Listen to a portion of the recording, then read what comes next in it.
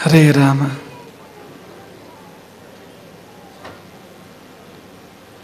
ಗುರುರ್ ಬ್ರಹ್ಮ ಗುರುರ್ ವಿಷ್ಣು ಗುರುರ್ ದೇವೋ ಮಹೇಶ್ವರ ಗುರು ಸಾಕ್ಷಾತ್ ಪರಂ ಬ್ರಹ್ಮ ತಸ್ಮೈ ಶ್ರೀ ಗುರವೇ ನಮಃ.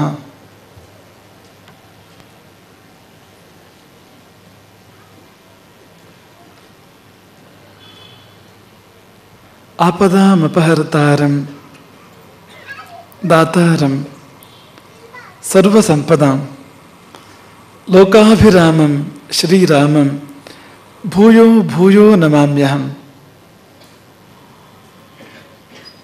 ಅಂಜನಾನಂದನಂ ವೀರಂ ಜಾನಕೀ ಶೋಕನಾಶನಂ ಕಪೀಶಂ ಅಕ್ಷಹಂತಾರಂ ವಂದೇ ಲಂಕಾ ಭಯಂಕರಂ.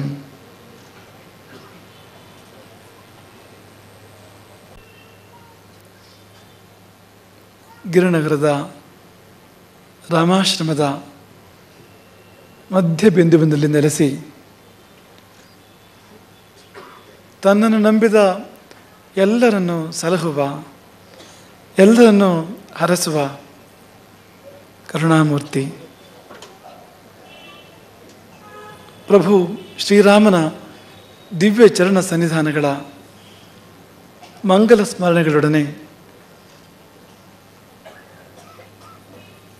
ಇಂದು ಇಲ್ಲಿ ಸೇರಿದ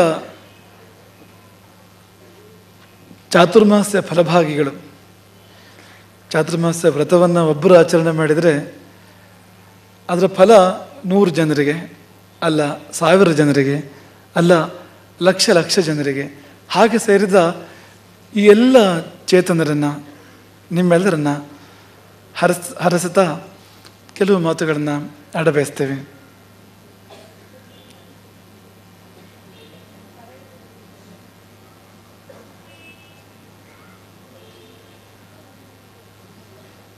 ಕರುಣಾಭರಣ ಅದು ಚಾತುರ್ಮಾಸ್ಯದ ಈ ದಿನದ ವಿಶೇಷ.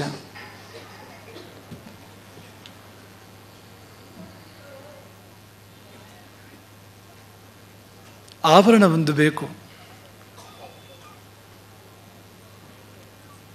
ಆಭರಣವಿಲ್ಲದ ಯಾವುದೂ ಸೊಗಸಲ್ಲ. ಒಂದು ಚಿತ್ರ ಬಿಡಿಸಿದರೆ ಅದಕ್ಕೆ ಚೌಕಟ್ಟು ಬೇಕು, ಫ್ರೇಮ್.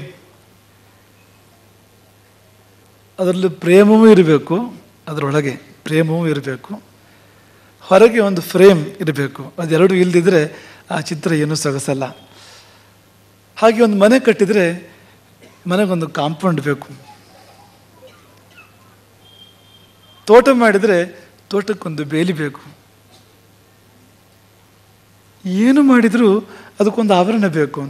ಎಷ್ಟು ಚೆಂದದ ನೃತ್ಯವಾದರೂ ಅದಕ್ಕೊಂದು ಆವರಣ ಇಲ್ಲದೆ ಇದ್ದರೆ, ರಂಗಸ್ಥಳ ಒಂದು ಆವರಣ ಇಲ್ಲದೆ ಇದ್ದರೆ ಆ ನೃತ್ಯಕ್ಕೆ ಸೊಗಸಿಲ್ಲ.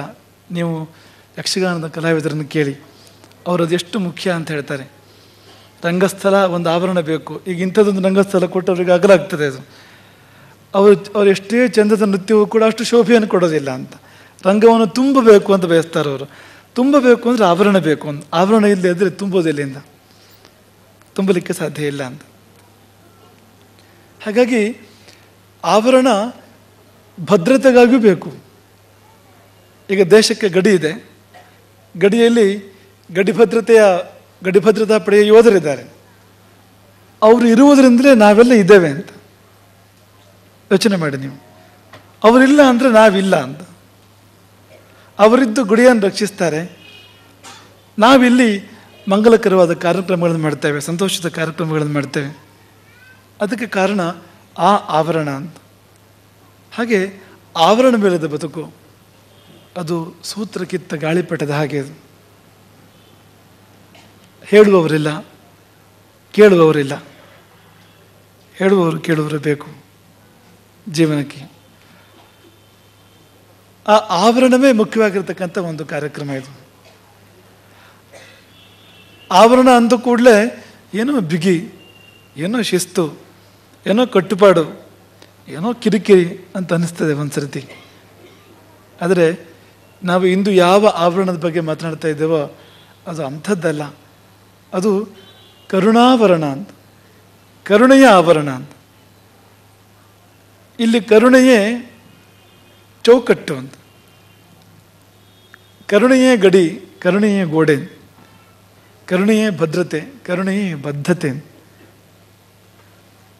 ಅದರೊಳಗೆ ನಾವಿರಬೇಕು, ನಾವಿರೋಣ ಅಂಥ ಒಂದು ಕಾರ್ಯಕ್ರಮ ಈ ದಿನ ಇಲ್ಲಿ ಇವತ್ತು ನಡೀತಾ ಇರ್ತಕ್ಕಂಥದ್ದು ತುಂಬ ವಿಶಿಷ್ಟ. ಈ ಸರ್ವಜ್ಞ ವಲಯ ಅಂದರೆ ವಿಶಿಷ್ಟ. ಅವರು ಏನಾದರೂ ಒಂದು ಒಳ್ಳೆಯದನ್ನು ಮಾಡ್ತಾ ಇರೋವಂಥವ್ರು, ಆ ವಲಯದವರು ಒಂದು ವೈಶಿಷ್ಟ್ಯವನ್ನು ಯಾವತ್ತೂ ಮರೆಯುವಂಥವ್ರು. ಎಲ್ಲ ವಲಯಗಳ ನಡುವೆ ಅದು ಕೂಡ ಒಂದು ವಲಯ ಆದರೂ ಆ ವಲಯ ತನ್ನ ವಿಶಿಷ್ಟ ಕಾರ್ಯಕ್ರಮಗಳಿಂದ ಯಾವತ್ತೂ ಪೀಠದ ಮೆಚ್ಚುಗೆಯನ್ನು, ಪ್ರೀತಿಯನ್ನು ಗಳಿಸಿದೆ. ಹಾಗೆ ಅವರದೊಂದು ಇಂದು ವಿಶೇಷ ಕೊಡುಗೆ ಏನಂದರೆ ಈ ಕರುಣಾಭರಣ ಅಂತ. ಈಗಾಗಲೇ ಆ ಕುರಿತು ಪ್ರಸ್ತಾಪಗಳು ಬಂದಿವೆ. ಈ ಕರುಣಾಭರಣ ಅಂದರೆ ಏನು ಅಂತ. ಕರುಣಾಭರಣದ ಹಿನ್ನೆಲೆ ಏನು ಅಂದರೆ ಏಕಸ್ವಾದು ನಭುಂಜೀತ ಅಂತ, ಸಿಹಿಯನ್ನು ತಾನೊಬ್ಬನೇ ಸವಿಯಬಾರ್ದು, ಹಂಚಿ ತಿನ್ನಬೇಕು ಅಂತ, ಹಂಚಿ ತಿನ್ನಬೇಕು. ಈ ಮಠವೇ ಒಂದು ಮಿಠಾಯಿ ಅಂತಾದರೆ ರೇ ಅಲ್ಲ, ಅದು ಅದೇ ಮಠ ಒಂದು ಮಿಠಾಯಿಯೇ ಅದು. ಎಲ್ಲಿ ಮಾಧುರ್ಯ ಇದೆಯೋ, ಇಲ್ಲಿ ಸ್ವಾದ ಇದೆಯೋ ಅದು ತಾನೇ ಮಿಠಾಯಿ ಅಂದರೆ. ಇಲ್ಲಿ ಅದಿದೆ. ಇಲ್ಲ ಅಂದರೆ ಇಷ್ಟೆಲ್ಲ ಇರುವೆಗಳು ಯಾಕೆ ಬರ್ತವೆ ಅಂತ, ಅದಕ್ಕೆ. ಹಾಗಾಗಿ ಆ ಮಿಠಾಯಿಯನ್ನು ಸವಿದ ಕೆಲವರು, ಸರ್ವಜ್ಞ ವಲಯದ ಕೆಲವರು, ಅವ್ರಿಗೆ ಅನ್ನಿಸ್ತು ಈಗಿರುವ ಆಭರಣ ಚಿಕ್ಕದಾಯಿತು, ಸ್ವಲ್ಪ ಆಭರಣ ದೊಡ್ಡದಾಗಬೇಕು ಅಂತ ಅನ್ನಿಸ್ತು ಅವರಿಗೆ. ನಮಗೆ ಮಾತ್ರ ಅಲ್ಲ, ಇನ್ನು ಅನೇಕರಿಗೆ ಇಂಥ ಮನಸ್ಸುಳ್ಳವರಿಗೆ ಅದು ಲಭಿಸಬೇಕು ಅಂತ. ಆ ಒಂದು ಭಾವದ ಹಿನ್ನೆಲೆಯಲ್ಲಿ ಇಂದಿನ ಕಾರ್ಯಕ್ರಮ. ನೀವೆಲ್ಲ ಗಮನಿಸಿದ್ರಿ, ಕೆಳಗೆ ಸಾಲಾಗಿ ಒಂದಷ್ಟು ಹರಿವಾಣಗಳಿದ್ವು. ಆ ಹರಿವಾಣದಲ್ಲಿ ಅಕ್ಕಿ ಇತ್ತು, ತೆಂಗಿನಕಾಯಿ ಇತ್ತು. ಇಲ್ಲಿಂದ ಅಲ್ಲಿವರೆಗೆ ಮೆರವಣಿಗೆ ಅದರದ್ದು, ಆ ಹರಿವಾಣಗಳ ಮೆರವಣಿಗೆ. ಈಗ ಯಾವುದೂ ಇಲ್ಲ ಅಲ್ಲಿ. ಏನಾಗಿದೆ ಅದೆಲ್ಲ ಅಂದರೆ ಅದು ಕೆಳಗಿನಿಂದ ಮೇಲೆ ಬಂದಿದೆ ಅಂತ. ಅದು ಮೆಟ್ಟಿಲುಗಳನ್ನು ಏರಿದೆ ಅಂತ. ಒಂದರ್ಥದಲ್ಲಿ ಆ ಹರಿವಾಣಗಳು, ಆ ಅಕ್ಕಿ, ಆ ತೆಂಗಿನಕಾಯಿ ಎಲ್ಲ ಧನ್ಯ. ಯಾಕೆಂದರೆ ಅಂಥವರ ಕೈ ಸೇರಿದೆ, ಅಂತಹ ಒಂದು ಸನ್ನಿಧಿಯನ್ನು ಕೂಡ ಸೇರಿದೆ ಅದು ಅಂತ. ಆ ಹರಿವಾಣ, ಆ ಫಲದ ಹರಿವಾಣ, ಅದು ನಿಮ್ಮ ಬಾಂಧವ್ಯದ ಪ್ರತೀಕ, ಅದು ನಿಮ್ಮ ವಿಶ್ವಾಸದ ಪ್ರತೀಕ, ನಿಮ್ಮ ಬದ್ಧತೆಯ ಪ್ರತೀಕ. ಅನೇಕರು ಹುಟ್ಟಿನಿಂದಲೇ ಈ ಮಠಕ್ಕೆ ಸಂಬಂಧಪಟ್ಟಂಥವರಿದ್ದಾರೆ. ಹುಟ್ಟಿನಿಂದಲೇ ಅನ್ನೋದಕ್ಕಿಂತ ಹಿಂದಿನಿಂದಲೇ ಅಂತ. ಅವರ ತಂದೆ ತಾಯಿ ಗೊತ್ತಿಲ್ಲ ಯಾವಾಗಿನಿಂದ ಅಂತ. ಪರಂಪರೆಯಿಂದಲೇ ಈ ಮಠಕ್ಕೆ ಸೇರಿದಂಥವರು, ಈ ಮಠಕ್ಕೆ ನಡ್ಕೊಳ್ತಾ ಇರುವಂಥವರು. ಅದು ಹರಿದು ಬಂದಿದೆ ಪ್ರವಾಹ ಯಾವುದೋ ಕಾಲದಿಂದ. ಈಗಲೂ ಕೂಡ ಅವಿಚ್ಛಿನ್ನವಾಗಿ ಹರ್ಕೊಂಡು ಮುಂದುವರೆದು ಹೋಗ್ತಾ ಇದೆ ಅದು. ಆದರೆ ಒಂದು ನೆನಪಿಡಿ, ಅದು ಅಜ್ಞಾತಾದಿ ಹೊರತು ಅನಾದಿ ಅಲ್ಲ ಅಂತ. ಅಂದರೆ ಎಂದೋ ಒಂದಿನ ಶುರುವಾಗಿದೆ ಅದು ಅಂತ. ಯಾವುದೋ ಒಂದು ಪ್ರಾರಂಭದ ದಿನ ಇತ್ತು ಅದಕ್ಕೆ. ಈಗ ನಿಮಗೆ ಗೊತ್ತಿಲ್ಲ, ನಿಮ್ಮ ತಂದೆ ತಾತಂದಿರಿಗೂ ಮುತ್ತಾತಂದಿರಿಗೂ ಗೊತ್ತಿಲ್ಲ. ಇನ್ನೂ ಹಿಂದೆ ಹೋದರೆ ಎಂದೋ ಒಂದು ದಿನ ನಿಮ್ಮ ಪರಂಪರೆ ಈ ಮಠಕ್ಕೆ ನಡ್ಕೊಳ್ಳೋದಕ್ಕೆ ಆರಂಭ ಮಾಡಿದೆ. ಈ ಮಠಕ್ಕೆ ಎಂದೋ ಒಂದು ದಿನ ಸೇರಿದೆ ಅದು. ನೀವು ಹಿಂದೆ ಹೋದರೆ ಎಲ್ಲೋ ಒಂದು ಬಿಂದುವಿನಲ್ಲಿದೆ ಅದರ ಆರಂಭ ಅಂತ, ಒಂದು ಶುಭಾರಂಭ ಅಂತ. ಹಾಗೆ ನಿಮ್ಮ ಪೂರ್ವಜರು ಯಾರೋ ಆರಂಭ ಮಾಡಿದ್ದನ್ನು ಇಂದು ಕೆಲವರು ಪುನಃ ಆರಂಭ ಮಾಡಿದ್ರು ಅಂತ. ಇನ್ನು ಕೆಲವು ಪರಂಪರೆಗಳು ಇಂದು ಪ್ರಾರಂಭ ಆದವು. ಅದು ಇವತ್ತಿನ ವಿಶೇಷ ಅಂತ. ಆದಿಮಂಗಲ ಅಂತ ನೂರಾರು ಕುಟುಂಬಗಳು ಕರುಣೆಯ ಆವರಣವೊಂದನ್ನು ಇಂದು ಪ್ರವೇಶ ಮಾಡಿದವು. ರಾಮನ ಚರಣ ಕಮಲದ ಭ್ರಮರಗಳಾಗುವ ಯೋಗ ಅವರಿಗೆಲ್ಲ ಬಂತು. ಕರುಣಾಭರಣ ಯಾರದು ಅಂದರೆ ಅದು ಶ್ರೀರಾಮನದ್ದೇ ಕರುಣಾಭರಣ, ಬೇರೆ ಯಾರದು ಅಲ್ಲ. ಈ ಆಭರಣ ಯಾರಿಗೆ ಸೇರಿದ್ದು? ಈ ನೀವು ಮಾಮೂಲಿ ಭಾಷೆಯಲ್ಲಿ ಕೇಳ್ತೀರಿ, ಈ ಕಾಂಪೌಂಡ್ ಯಾರಿಗೆ ಸೇರಿದ್ದು ಅಂತ. ಕಾಂಪೌಂಡ್ ಯಾರಿಗೆ ಸೇರಿದ್ದು ಅಂದರೆ ಕಾಂಪೌಂಡ್ ಗೋಡೆ ಮಾತ್ರ ಅಲ್ಲ, ಅದು ಈ ಒಳಗಡೆ ಇಡೀ ಆ ಸಮುಚ್ಚಯ ಯಾರಿಗೆ ಸೇರಿದ್ದು, ಆ ಸಂಕೀರ್ಣ ಯಾರಿಗೆ ಸೇರಿದ್ದು ಅನ್ನೋ ಅರ್ಥದಲ್ಲಿ ಕೇಳ್ತೀರಿ. ಹಾಗೆ ಒಂದು ವೇಳೆ ಇಲ್ಲಿ ರಸ್ತೆಯಲ್ಲಿ ನಿಂತ್ಕೊಂಡು ಮಠದ ಕಡೆ ತೋರಿಸಿ ಈ ಕಾಂಪೌಂಡ್ ಯಾರಿಗೆ ಸೇರಿದ್ದು ಅಂತ ಹೇಳಿದ್ರೆ ಏನು ಹೇಳ್ತೀರಿ? ಅದು ರಾಮನಿಗೆ ಸೇರಿದ್ದು ಅಂತ. ಈ ಆವರಣ ಇದೆಯಲ್ಲ, ಅದು ರಾಮನ ಆವರಣ ಅಂತ, ರಾಮನ ಕರುಣಾಮಯವಾಗಿರ್ತಕ್ಕಂಥ ಆವರಣ. ಅದರೊಳಗೆ ನೀವು ಅನೇಕರು, ನೂರಾರು ಕುಟುಂಬಗಳು ನೀವು ಇವತ್ತು ಪ್ರವೇಶ ಮಾಡಿದ್ರಿ ಅಂತ.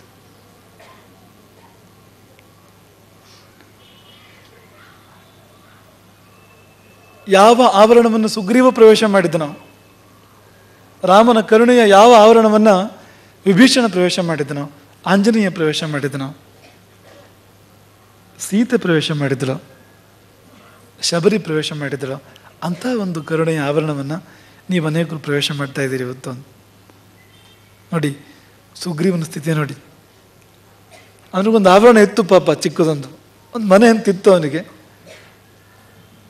ಹೆಂಡತಿ, ಮಕ್ಕಳು, ಅಣ್ಣ ಎಲ್ಲ ಇದ್ರು ಅವನಿಗೆ. ಆದರೆ ಒಳ್ಳೆಯದಕ್ಕೂ ಕೆಟ್ಟದಕ್ಕೂ ಕೆಲವು ಸತಿ ಸಣ್ಣ ಸಣ್ಣ ಕೆಟ್ಟದ್ದು ಬರುತ್ತೆ. ಯಾಕೆಂದರೆ ದೊಡ್ಡ ದೊಡ್ಡ ಒಳ್ಳೇದಾಗಬೇಕಾಗಿರುತ್ತೆ ಮುಂದಕ್ಕೆ, ಹಾಗಾಗಿ ಸಣ್ಣ ಸಣ್ಣ ಕೆಟ್ಟದ್ದು ಬರುತ್ತೆ.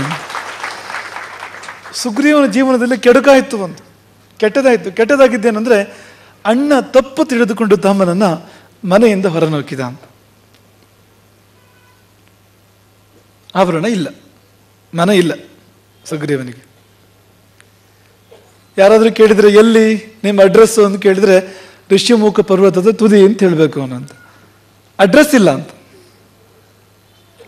ಅವನ ಸ್ಥಿತಿ ಏನಂದರೆ ಅವನು ಉಟ್ಕೊಂಡ ಒಂದು ಡ್ರೆಸ್ ಮಾತ್ರ, ಅದು ಬಿಟ್ಟು ಬೇರೆ ಏನೂ ಇಲ್ಲ ಅವನ ಹತ್ರ. ಉಟ್ಟ ಬಟ್ಟೆಯಲ್ಲಿ ಹೊರಗೆ ಹಾಕಿದ್ದಾನೆ ವಾಲಿ ಸುಗ್ರೀವನನ್ನು, ಉಟ್ಟ ಬಟ್ಟೆಯಲ್ಲಿ ಹೊರಗೆ ಹಾಕಿದ್ದಾನೆ. ಹಾಗಾಗಿ ಗುಡ್ಡದ ಮೇಲೆ ವಾಸ ಮಾಡ್ತಾ ಇದ್ದಾನೆ.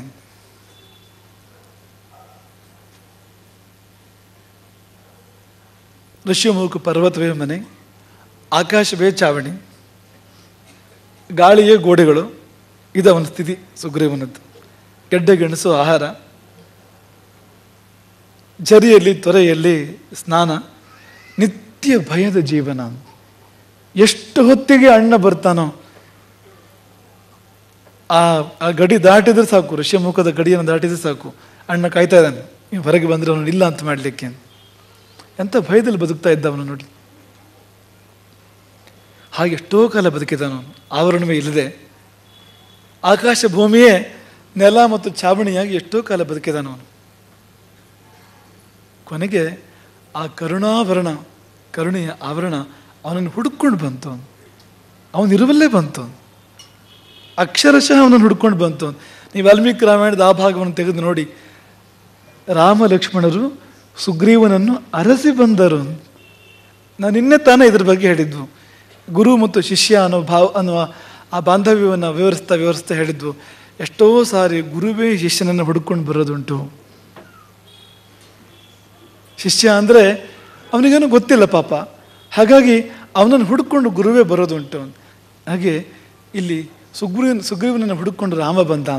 ಸುಗ್ರೀವನಿಗೆ ಗೊತ್ತಿಲ್ಲ ಅಂತ, ತನ್ನನ್ನು ರಕ್ಷಿಸುವವನು ರಾಮ, ತಾನು ಕಳ್ಕೊಂಡಿದ್ದೆಲ್ಲ ಮರಳಿ ಕೊಡುವವನು ರಾಮ. ಆ ರಾಮ ಅಂತ ಒಬ್ಬ ಇದಾನಂತಲೇ ಗೊತ್ತಿಲ್ಲ ಅವನಿಗೆ. ಮತ್ತು ರಾಮ ಅಂತ ಇರುವುದೇ ರಾಮ ಒಬ್ಬ ಪ್ರಪಂಚದಲ್ಲಿ, ಮತ್ತೆ ಯಾರೂ ಇಲ್ಲ.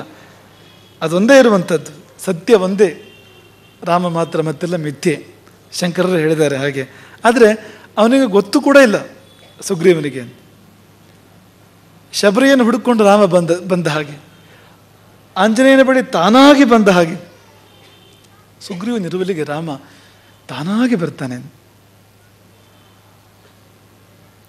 ಎಷ್ಟೋ ನದಿಗಳನ್ನು ದಾಟಿಕೊಂಡು ಕಾಡುಗಳಲ್ಲಿ ಅಲೆದು ಬೆಟ್ಟ ಹತ್ತಿ ಬಂದು ಸುಗ್ರೀವನನ್ನು ರಾಮ ಕಂಡನಂತೆ. ಎಂಥ ಯೋಗ ನೋಡಿ.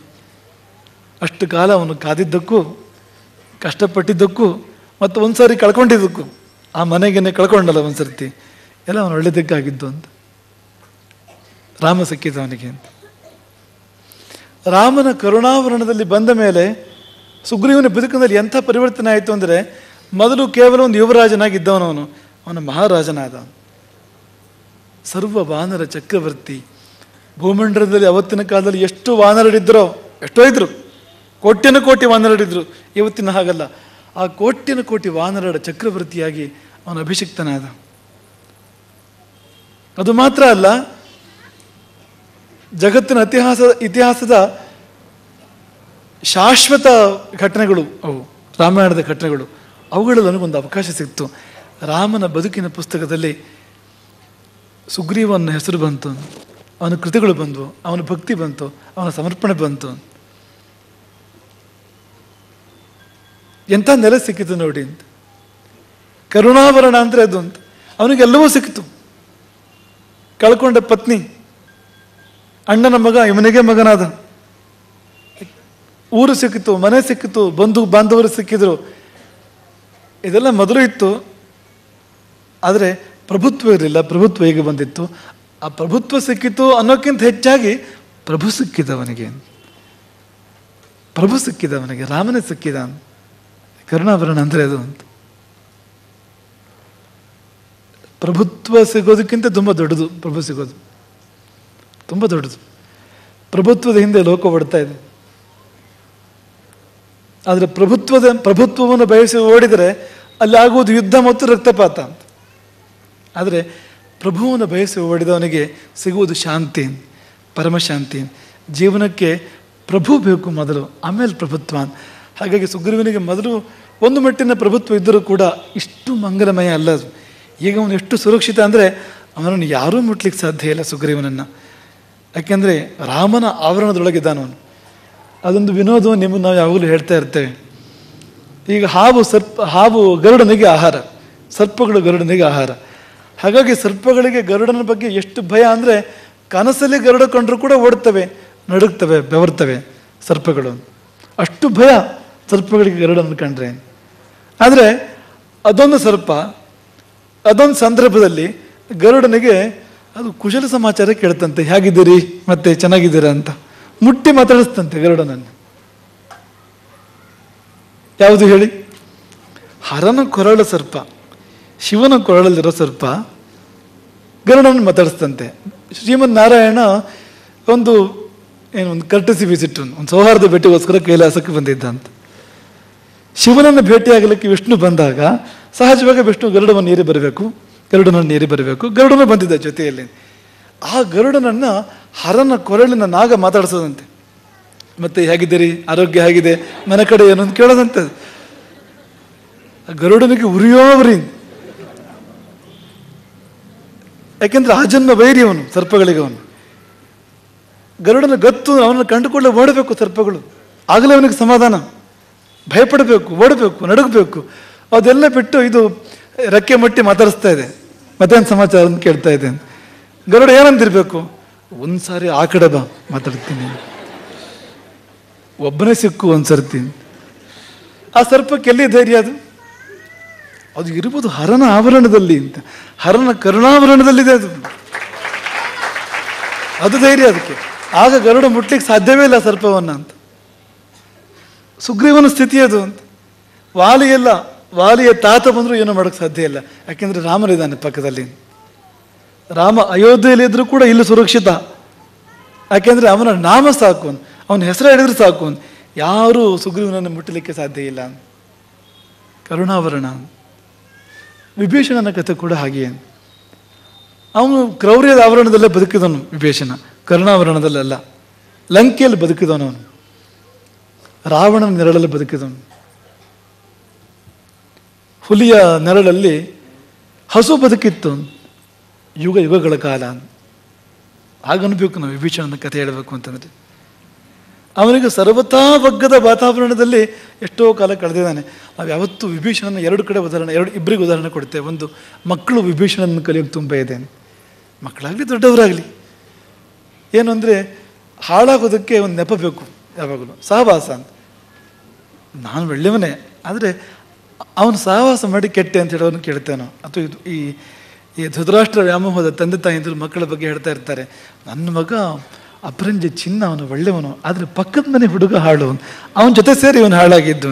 ಯಾರಿಗೆ ಗೊತ್ತು ಇವನ ಜೊತೆ ಸೇರಿ ಅವನು ಹಾಳಾಗಿದ್ದೋ, ಅವನ ಜೊತೆ ಸೇರಿ ಇವನು ಹಾಳಾಗಿದ್ದು ಯಾರಿಗೂ ಗೊತ್ತು. ಸಹವಾಸದಿಂದ ಹಾಳಾದ. ಇದನ್ನೆಷ್ಟು ಕೇಳ್ತೇವೆ ನಾವು. ಆದರೆ ವಿಭೀಷಣನ ನೋಡಿ, ಅವನು ಎಂಥ ವಾತಾವರಣದಲ್ಲಿದ್ದವನು ಅಂತ, ಎಂಥ ಸಹವಾಸದಲ್ಲಿದ್ದವನು ಅಂತ. ಹಸಿಮಾಂಸ ತಿನ್ನುವವರು ಅಂತ, ಶವಭಕ್ಷಕರಲ್ಲ, ಜೀವ ಇರುವಾಗಲೇ ತಿನ್ನುವಂಥವ್ರು ರಾಕ್ಷಸರು. ಅವರ ಮಧ್ಯದಲ್ಲೇ ಹುಟ್ಟಿದ್ದಾನೆ, ಅವರ ಮಧ್ಯದಲ್ಲಿ ಬದುಕಿದ್ದಾನೆ, ಅವರ ಮಧ್ಯದಲ್ಲೇ ಬಾಳಿದ್ದಾನೆ, ಅವರ ಪ್ರಭುತ್ವದಲ್ಲೇ ಅವನು ಇದ್ದಿದ್ದು ಎಷ್ಟು ಕಾಲವು. ಆದರೆ ಎಲ್ಲಿಯೂ ವಿಭೀಷಣ ಹಾಳಾಗಲಿಲ್ಲ, ಹಾಲಾಗೇ ಇದ್ದ ಅವನು ಅಂತ, ಕಲುಷಿತಗೊಳ್ಳಲೇ ಇಲ್ಲ ಅವನು ಯಾವತ್ತೂ ಕೂಡ. ನಿಂಬೆ ಹುಳಿಯ ಸಾಗರದ ಒಳಗಡೆಗೆ ಹಾಲಿನ ಸರೋವರ ಇದೆ, ಆದರೆ ಅದು ಹಾಲು ಹಾಳಾಗೇ ಇಲ್ಲ, ಕೆಟ್ಟೇ ಇಲ್ಲ, ಹಾಗಿದೆ ಅದರ ಕಥೆ. ಅದು ಎಷ್ಟು ಕಷ್ಟದಲ್ಲಿದ್ದ ಅವನೇ ಹೇಳ್ಕೊಳ್ತಾನೆ. ತುಳಸಿದಾಸರು ಹೇಳುವಾಗೆ, ಹೇಗಿದೆಯೇ ಅಂತ ಕೇಳಿದರೆ, ಹನುಮಂತ ಕೇಳಿದಂತೆ ವಿಭೀಷಣನ, ಹೇಗಿದೆ ಲಂಕೆಯಲ್ಲಿ ಅಂತ ಕೇಳಿದರೆ ಅವನು ಹೇಳಿದಂತೆ, ಕ್ರೂರವಾದ ಕೋರೆ ಹಲ್ಲುಗಳ ನಡುವೆ ಸತ್ಯ ಸಾರುವ ನಾಲ್ಗೆ ಇದ್ದಾಗಿದ್ದಾನೆ ಅಂತ.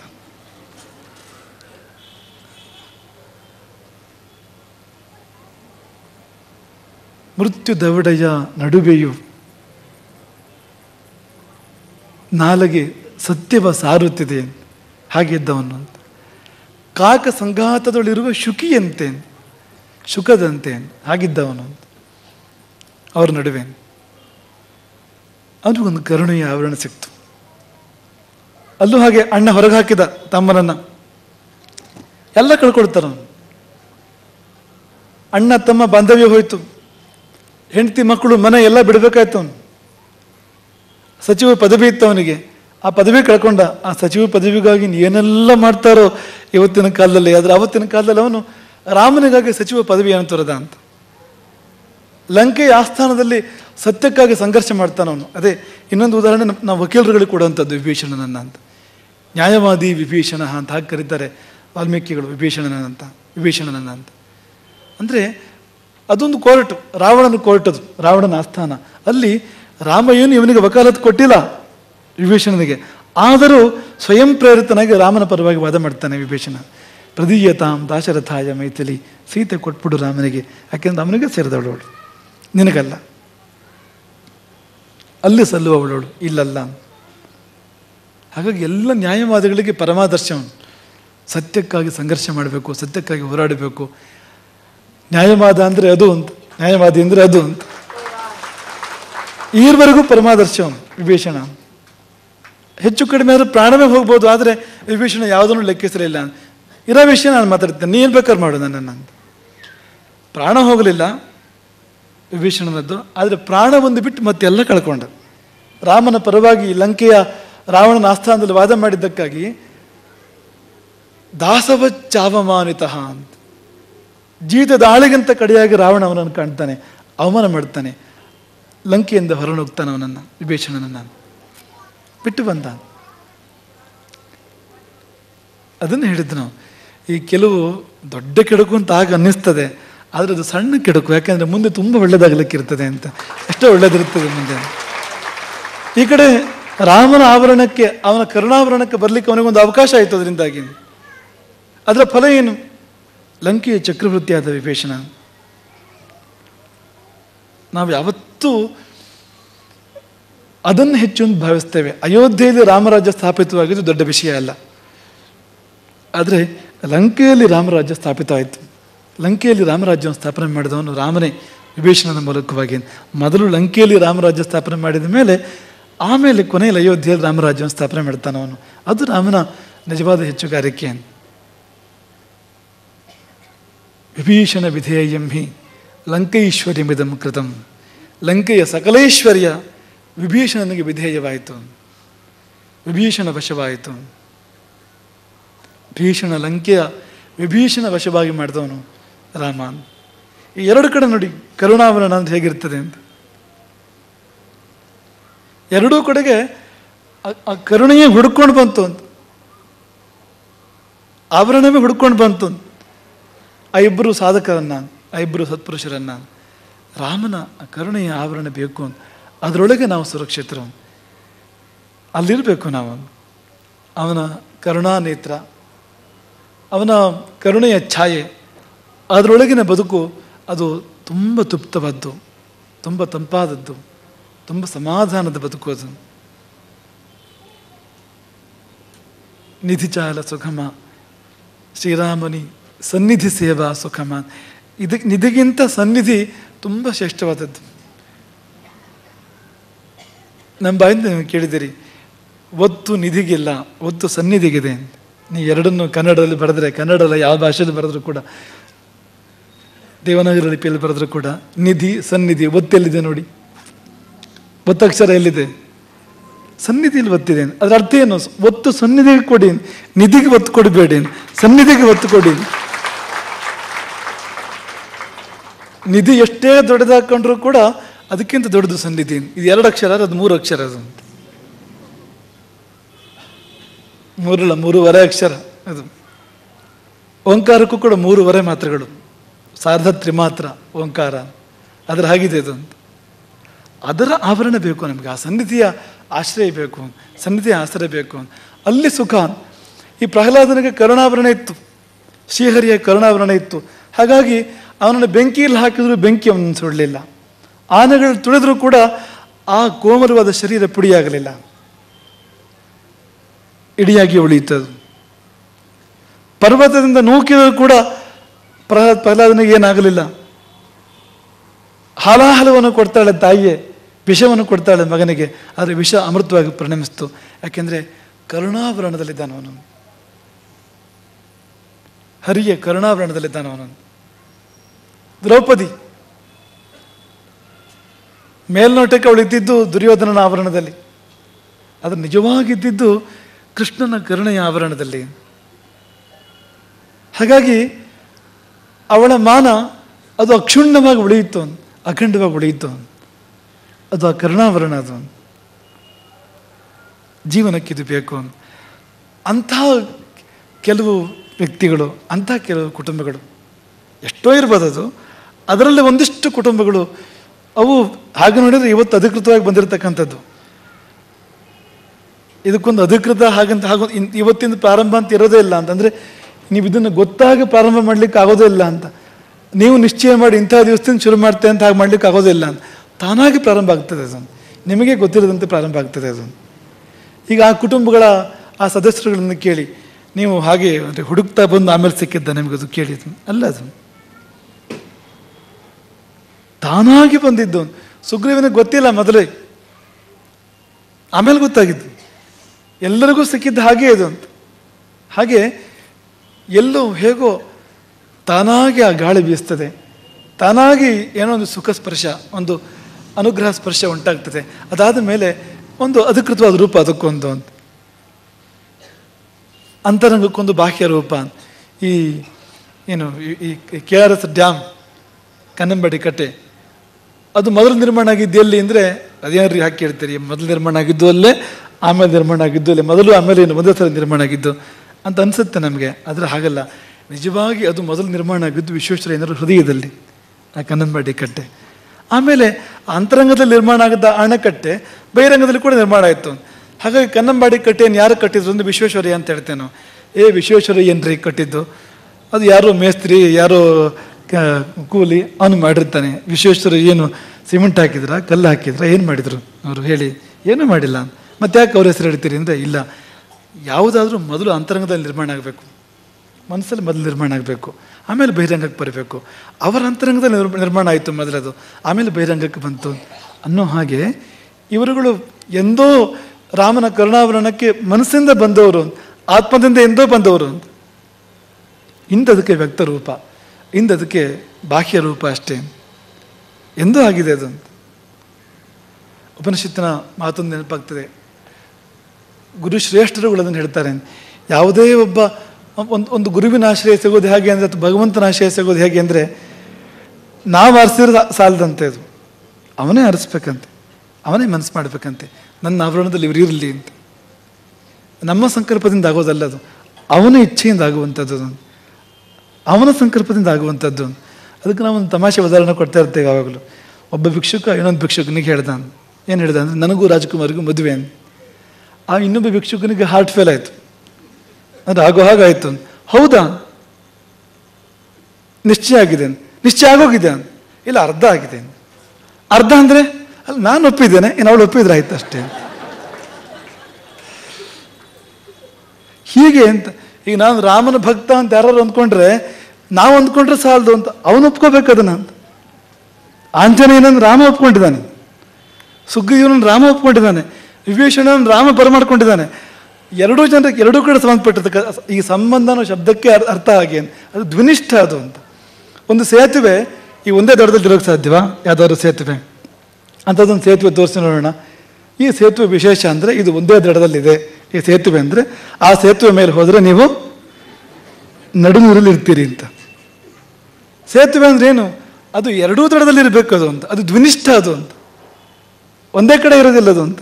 ಹಾಗೆ ಎಲ್ಲ ಬಾಂಧವ್ಯಗಳು ಕೂಡ ದ್ವಿನಿಷ್ಠ ಅಂತ, ಎರಡೂ ಕಡೆ ಇರಬೇಕಾಗ್ತದೆ ಅದು ಅಂತ. ಹಾಗೆ ರಾಮನ ಕರುಣಾವರಣದಲ್ಲಿ ನಾವು ಬರಬೇಕು ಅಂದರೆ ಅವನೊಪ್ಪಬೇಕು, ಅದಕ್ಕೆ ಅವನದು ಆವರಣ ಇದ್ದು ಅಂತ, ಕಾಂಪೌಂಡ್ ಅವನದ್ದು, ಬಾಗಿಲು ಅವನು ತೆಗಿಬೇಕು ಅಂತ. ಇಲ್ಲ ಗುರುಗಳು ಒಪ್ಪಿದ್ರಾಯ್ತು ಹಾಗೆ ಅನ್ಕೋಬೇಡಿ. ಈಗಿನ ದಾರಿಗಳೆಲ್ಲ ಹಾಗಿರ್ತವೆ. ಯಾರು ಮಂತ್ರಿಗಳನ್ನು ಕಾಣಬೇಕು, ಮುಖ್ಯಮಂತ್ರಿಗಳನ್ನು ಕಾಣಬೇಕು ಅಂದರೆ ಆ ಬಾಗಿಲು ಕಾಯುವನ್ನು ಒಪ್ಪಿದ್ರೆ ಸಾಕು, ಸ್ವಲ್ಪ ಅವನನ್ನು ಅಲ್ಲಿ ಪುಸಲಾಯಿಸ್ಬಿಡಿ ಆಗ್ತದೆ ಅಂತ, ಒಂದು 50 ರೂಪಾಯಿ ಕೊಡಿ ಅವನಿಗೆ. ಅದೆಲ್ಲ ನಡೆಯೋದಿಲ್ಲ ಇಲ್ಲಿ. ನಿಜವಾಗಿ ಇಲ್ಲಿ ಗುರುವಿನ ಕೆಲಸ ಅಂದರೆ ಬಾಗಿಲು ಕಾಯುವ ಕೆಲಸ. ಇದೇನು ಭಾರಿ ದೊಡ್ಡ ಪೀಠ ಅಂತ ಅನ್ಕೊಳ್ಬೇಡಿ, ಚೌಕಿದಾರ ಅಷ್ಟೇ ಅಂತ, ಬಾಗಿಲ ಹತ್ರ ಇರೋನು ಅಂತ. ಓ ಬಾಗಿಲೇ ನಿಮ್ದ, ಹಾಗಾದ್ರೆ ನೀವು ತೆಗೆದ್ರೆ ಉಂಟು ಬಾಗಿಲು, ಇಲ್ಲ ಅಂದ್ರೆ ಇಲ್ಲ ಅಂತಲೂ ಅನ್ಬೇಡಿ. ಅವನು ಬಾಗಿಲು ತೆಗಿ ಅಂದರೆ ತೆಗೆಯೋದು, ಮುಚ್ಚು ಅಂದರೆ ಮುಚ್ಚೋದು. ಏನುಂಟು ಚೌಕಿದಾರನ ಪಾತ್ರ ಏನುಂಟು ಹೇಳಿ? ಇಲ್ಲಿ ಏನೂ ಇಲ್ಲ ಅಲ್ಲಿ. ಹಾಗೆ ಅವನ ಕರುಣಾವರಣ ಪ್ರವೇಶ ಮಾಡಬೇಕಾದ್ರೆ ಅವನ ಇಚ್ಛೆ ಬೇಕು ಅಂತ, ಅವನ ಅನುಮತಿ ಬೇಕು, ಅದಕ್ಕೆ ಅವನ ಸಮ್ಮತಿ ಬೇಕು, ಅವನ ಅನುಗ್ರಹ ಬೇಕು. ಇಷ್ಟು ಕುಟುಂಬಗಳು ರಾಮನ ಕರುಣೆಯ ಆವರಣದೊಳಗೆ ಬಂದರೆ ಅದು ನಿಮ್ಮಿಚ್ಛೆ ಮಾತ್ರ ಅಲ್ಲ, ಅವನಿಚ್ಛೆ ಅದು. ಎಂದೋ ಒಂದು ದಿನ ಆ ರಾಮನ ಕರುಣೆಯ ಕಂಡು ನಿಮ್ಮ ಕಡೆ ಹರಿದಿರಬೇಕು, ಇಂದಲ್ಲ ಎಂದೋ ಮೊದಲೇ ನಿಮ್ಮನ್ನು ಅವನು ಆರಿಸಿರಬೇಕು, ಆಮೇಲೆ ನೀವು ಅವನು ಆರಿಸಿರ್ತೀರಿ ಅಂತ. ಅದನ್ನೇ ಮೊದಲು ನಿಮ್ಮನ್ನು ಆರಿಸಿರಬೇಕು. ವಿವೇಕಾನಂದರು ರಾಮಕೃಷ್ಣ ಪರಮಹಂಸರನ್ನ ಆರಿಸಿದ್ರು, ರಾಮಕೃಷ್ಣ ಪರಮಹಂಸರು ವಿವೇಕಾನಂದರನ್ನ ಆರಿಸಿದ್ರು ಅಂತ ಕೇಳಿದ್ರೆ ಏನು ಹೇಳಬೇಕು? ನೀ ನನಗೆ ಮೊದಲೇ ಗೊತ್ತು ಅಂದ್ರಂತೆ ರಾಮಕೃಷ್ಣ ಪರಮಹಂಸರು ವಿವೇಕಾನಂದರಿಗೆ. ಯಾವತ್ತೋ ಗೊತ್ತು, ಈಗ ಬಂದ್ಯಾ, ಎಷ್ಟು ತಡವ ಬಂದ್ಯಾ? ತಡವ, ಮೊದಲನೇ ಸರ್ತಿ ಬರ್ತಿರೋದು ನಾನು ಹಾಗೆ ಅಂದ್ಕೊಳ್ತಾರೆ ಆ ನರೇಂದ್ರ ರೂಪದ ವಿವೇಕಾನಂದರು. ಹಾಗೆ ಎಂದೋ ಅವನ ಇಚ್ಛೆ ಆಗಿ, ಎಂದೋ ಅವನ ಸಂಕಲ್ಪ ಆಗಿ, ಅದರ ಫಲವಾಗಿ ನಿಮ್ಮನ್ನು ಆತ ಇಲ್ಲಿಗೆ ಬರಮಾಡಿಕೊಂಡಿದ್ದಾನೆ. ಹಾಗಾಗಿ ಆ ಎಲ್ಲ ಕುಟುಂಬಗಳಿಗೆ, ಸರ್ವಜ್ಞ ವಲಯದ ಎಲ್ಲ ಕುಟುಂಬಗಳಿಗೆ ಸರ್ವಶಕ್ತನ ಆವರಣಕ್ಕೆ ಸ್ವಾಗತ ಅಂತ. ಸಾರ್ವಭೌಮನ, ಸರ್ವಶಕ್ತನ, ಸರ್ವಪ್ರಭುವಿನ ಆವರಣಕ್ಕೆ ಆ ಎಲ್ಲ ಕುಟುಂಬಗಳನ್ನು ತುಂಬ ಪ್ರೀತಿಯಿಂದ ನಾವು ಬರಮಾಡಿಕೊಳ್ಳುತ್ತೇವೆ. ರಾಮನ ಆವರಣದಲ್ಲಿ ಸದಾ ಕಾಲವೂ ನಿಮಗೆ ಅವಕಾಶ ಇರಲಿ, ಅವನ ಕರುಣೆ ಸದಾ ಕಾಲವೂ ನಿಮ್ಮ ಮೇಲಿರಲಿ. ಅವನ ಕರುಣೆಯಿಂದಾಗಿ ಅಖಂಡವಾದ ಅಕ್ಷತವಾದ ಬದುಕನ್ನು ಬದುಕುವಂಥ, ಶುದ್ಧವಾದ ಶ್ರೇಷ್ಠವಾದ ನೆಮ್ಮದಿಯ ಬದುಕನ್ನು ಬದುಕುವಂಥ ಅವಕಾಶ ನಿಮ್ಮದಾಗಲಿ. ನಿಮ್ಗೆ ಹಾಗೆ ಹೇಳ್ತಾ ಈರೂರು ವಿದ್ಯಾರ್ಥಿಗಳು ನೆನಪಾಗ್ತದೆ ನಮಗೆ. ಇವತ್ತಿನ ಛಾತ್ರ ಪುರಸ್ಕಾರಕ್ಕೆ ಭಾಜನರಾದ 2 ವಿದ್ಯಾರ್ಥಿಗಳು, ಒಬ್ಬ ಆನಂದ, ಇನ್ನೊಬ್ಬಕ್ಕೆ ಶುಭ ಅಂತ. ಅವರಿಬ್ಬರ ಹೆಸರು ಹೇಗಿದೆ ಅಂದರೆ ಜೀವನಕ್ಕೊಂದು ಸಂದೇಶ ಕೂಡ ಆಗಿದೆ ಅಂತ. ಜೀವನಕ್ಕೆ ಆನಂದ ಬೇಕು, ಆನಂದ ಇಲ್ಲದ ಜೀವನ ಏನು ಹೇಳಿ? ಎಲ್ಲರೂ ಬದುಕಿರೋದು ಅದಕ್ಕೋಸ್ಕರವಾಗಿ. ಒಂದಷ್ಟು ಹೊತ್ತಾರು ನಗಬೇಕು ಅನ್ನೋ ಕಾರಣಕ್ಕೆ ಅಳ್ತಾರೆ, ಎಷ್ಟು ಕಷ್ಟಪಡ್ತಾರೆ, ಏನೆಲ್ಲ ಮಾಡ್ತಾರೆ, ಕಣ್ಣೀರು ಹರಿಸ್ತಾರೆ, ಬೆವರು ಹರಿಸ್ತಾರೆ, ರಕ್ತ ಹರಿಸ್ತಾರೆ, ಕೆಲಸರು ಪ್ರಾಣವನ್ನು ಹರಿಸ್ಬಿಡ್ತಾರೆ. ಯಾಕೆಂದರೆ ಏನಾದರೂ ಮಾಡಿ ನಗಬೇಕು ಅಂತ, ಖುಷಿಯಾಗಿರಬೇಕು ಅಂತ, ಆನಂದಕ್ಕಾಗಿ ಜೀವನ ಅಂತ. ಆನಂದದಿಂದ ಜಗತ್ತು ಹೊಡ್ತಾ ಇದೆ ಅಂತ. ಆದರೆ ಒಂದು ಎಚ್ಚರಿಕೆ ಏನಂದರೆ, ಆನಂದ ಬೇಕು ನಮಗೆ, ಅಂದರೆ ಖುಷಿ ಬೇಕು. ಆದರೆ ಆ ಖುಷಿಯಲ್ಲಿ 2 ಥರ ಇದೆ. ಈಗ ಲಕ್ಷ್ಮಿಯಲ್ಲಿ 2 ಥರ ಇದೆ, ಲಕ್ಷ್ಮಿ ಮತ್ತು ಅಲಕ್ಷ್ಮಿ ಅಂತ. ಈ ಸಂಪತ್ತಲ್ಲಿ 2 ಥರ ಸಂಪತ್ತು, ದೈವಿ ಸಂಪತ್ತು, ಆಸುರಿ ಸಂಪತ್ತು. ಹಾಗೆ ಖುಷಿಯಲ್ಲೂ ಕೂಡ 2 ಥರ ಖುಷಿ ಇದೆ. ಒಂದು ಶುಭವಾದ್ದು, ಇನ್ನೊಂದು ಅಶುಭವಾದ್ದು. ಅಶುಭವಾದ ಸಂತೋಷ ನಮಗೆ ಬೇಡ ಜೀವನದಲ್ಲಿ ಯಾವತ್ತೂ. ಶುಭವಾದ ಸಂತೋಷವೇ ಬೇಕು. ಅಶುಭ ಸಂತೋಷ ಅಂದರೆ ಯಾರನ್ನು ಪೀಡಿಸಿ ನಾವು ಖುಷಿ ಪಡುವಂಥದ್ದು, ಯಾರಿಗೂ ಉಪದ್ರವ ಕೊಟ್ಟು ನಾವು ಖುಷಿ ಪಡುವಂಥದ್ದು, ಯಾರದೋ ಸೊತ್ತನ್ನು ಕಿತ್ತುಕೊಂಡು ನಾವು ಖುಷಿ ಪಡುವಂಥದ್ದು. ಸಂತೋಷ ಅನ್ನೋದು ಗುರಿಯಾದರೂ ಆ ಗುರಿಗೊಂದು ದಾರಿ ಇದೆ ಅಂತ. ಆ ದಾರಿಯೂ ಅಷ್ಟೇ ಶುಭವಾಗಿರಬೇಕು ಅಂತ. ಅಡ್ಡದಾರಿಯಲ್ಲಿ ಹೋಗಿ ಖುಷಿ ಪಡೋದಲ್ಲ. ಅಮೃತ ಕುಡಿದು ಖುಷಿ ಪಡ್ಬೋದು, ಅಮಲಿಗಿಳಿದು ಖುಷಿ ಪಡ್ಬೋದು. ಯಾವ್ದು ಬೇಕು ಹೇಳಿ? ಎರಡೂ ಇದೆಯಲ್ಲ. ಅನ್ನ ಊಟ ಮಾಡಿ ತೃಪ್ತಿಯಾಗಿರ್ಬೋದು, ಮಾಂಸವನ್ನು ಸೇವಿಸ್ಬೋದು. ಹಾಗಂದುಕೊಳ್ಳು ಕುಮಾರಸ್ವಾಮಿ ನೆನಪಾಗ್ತಾರೆ, ಗೋವು ಮತ್ತು ಆರ್ಥಿಕತೆ ನೆನಪಾಗ್ತದೆ. ಅದು ಬೇಡ. ಈಗ 1 kg ಮಾಂಸದಲ್ಲಿ ಎಷ್ಟು kg ಅನ್ನ ಇರ್ಬೋದು ಅಂತ ಕುಮಾರಸ್ವಾಮಿ ಅವ್ರನ್ನ ಕೇಳಿ ಹೇಳ್ತಾರೆ. 1 kg ಮಾಂಸ ತಯಾರಾಗಬೇಕಾದ್ರೆ ಎಷ್ಟು kg ಅನ್ನ ಅದರಲ್ಲಿ ವ್ಯಯ ಆಗಿರ್ತದೆ. ನೀವು ನಿಮ್ಮನ್ನ ನೋಡ್ಕೊಳ್ಳಿ, ಗೊತ್ತಾಗ್ತದೆ ನಿಮಗೆ. ನೀವು ಎಷ್ಟೆಷ್ಟು ಊಟ ಮಾಡಿದ್ಮೇಲೆ ಇಷ್ಟ ಆಗಿದ್ದೀರಿ ಅಂತ.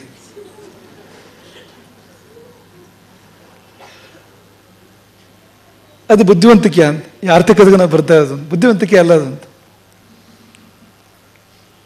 ಈಗ 1 kg ಮಾಂಸದಲ್ಲಿ 100 kg ಅನ್ನ ಇದೆ ಅಂದರೆ, 50 kg ಅನ್ನ ಇದೆ ಅಂದರೆ, ಈಗ 1 kg ಅನ್ನ, 1 kg ಅಂತ 50 ದಿನ ಬದುಕಬಹುದಲ್ಲ ನಾವು ಅದನ್ನು ಊಟ ಮಾಡಿ? ಈ ಜಗತ್ತು ಅಷ್ಟು ಪಾಲು ಜಗತ್ತಿನ ಆಯಸ್ಸು ಜಾಸ್ತಿ ಆಗ್ತದಲ್ಲ, ಬುದ್ಧಿವಂತಿಕೆ ಅದು ಅಂತ. ಹಾಗಾಗಿ ನಾವು ಹೇಳಿದ್ದು, ನಿಮ್ಗೆ ಬರೀ ಹೊಟ್ಟೆ ತುಂಬೋದು ಮುಖ್ಯ ಅಲ್ಲ, ಹೇಗೆ ಹೊಟ್ಟೆ ತುಂಬಿತ್ತು, ಏನು ತಿಂದು ಹೊಟ್ಟೆ ತುಂಬಿತ್ತು ಅನ್ನೋದು ಕೂಡ ಅಷ್ಟೇ ಮುಖ್ಯ ಆಗ್ತದೆ. ಆನಂದ ಶುಭವಾಗಿರಬೇಕು, ಶುಭವಾದ ಆನಂದವನ್ನು ಪಡಬೇಕು ನಾವು ಜೀವನದಲ್ಲಿ, ಅಶುಭವಾದ್ದು ಬೇಡ. ಅದೇ ಇತ್ತೀಚೆಗೆ ನಾವು ನಿಮ್ಮ ಮುಂದೆ ಆ ಕಗ್ಗ ನೆನಪು ಮಾಡ್ಕೊಂಡಿದ್ವು.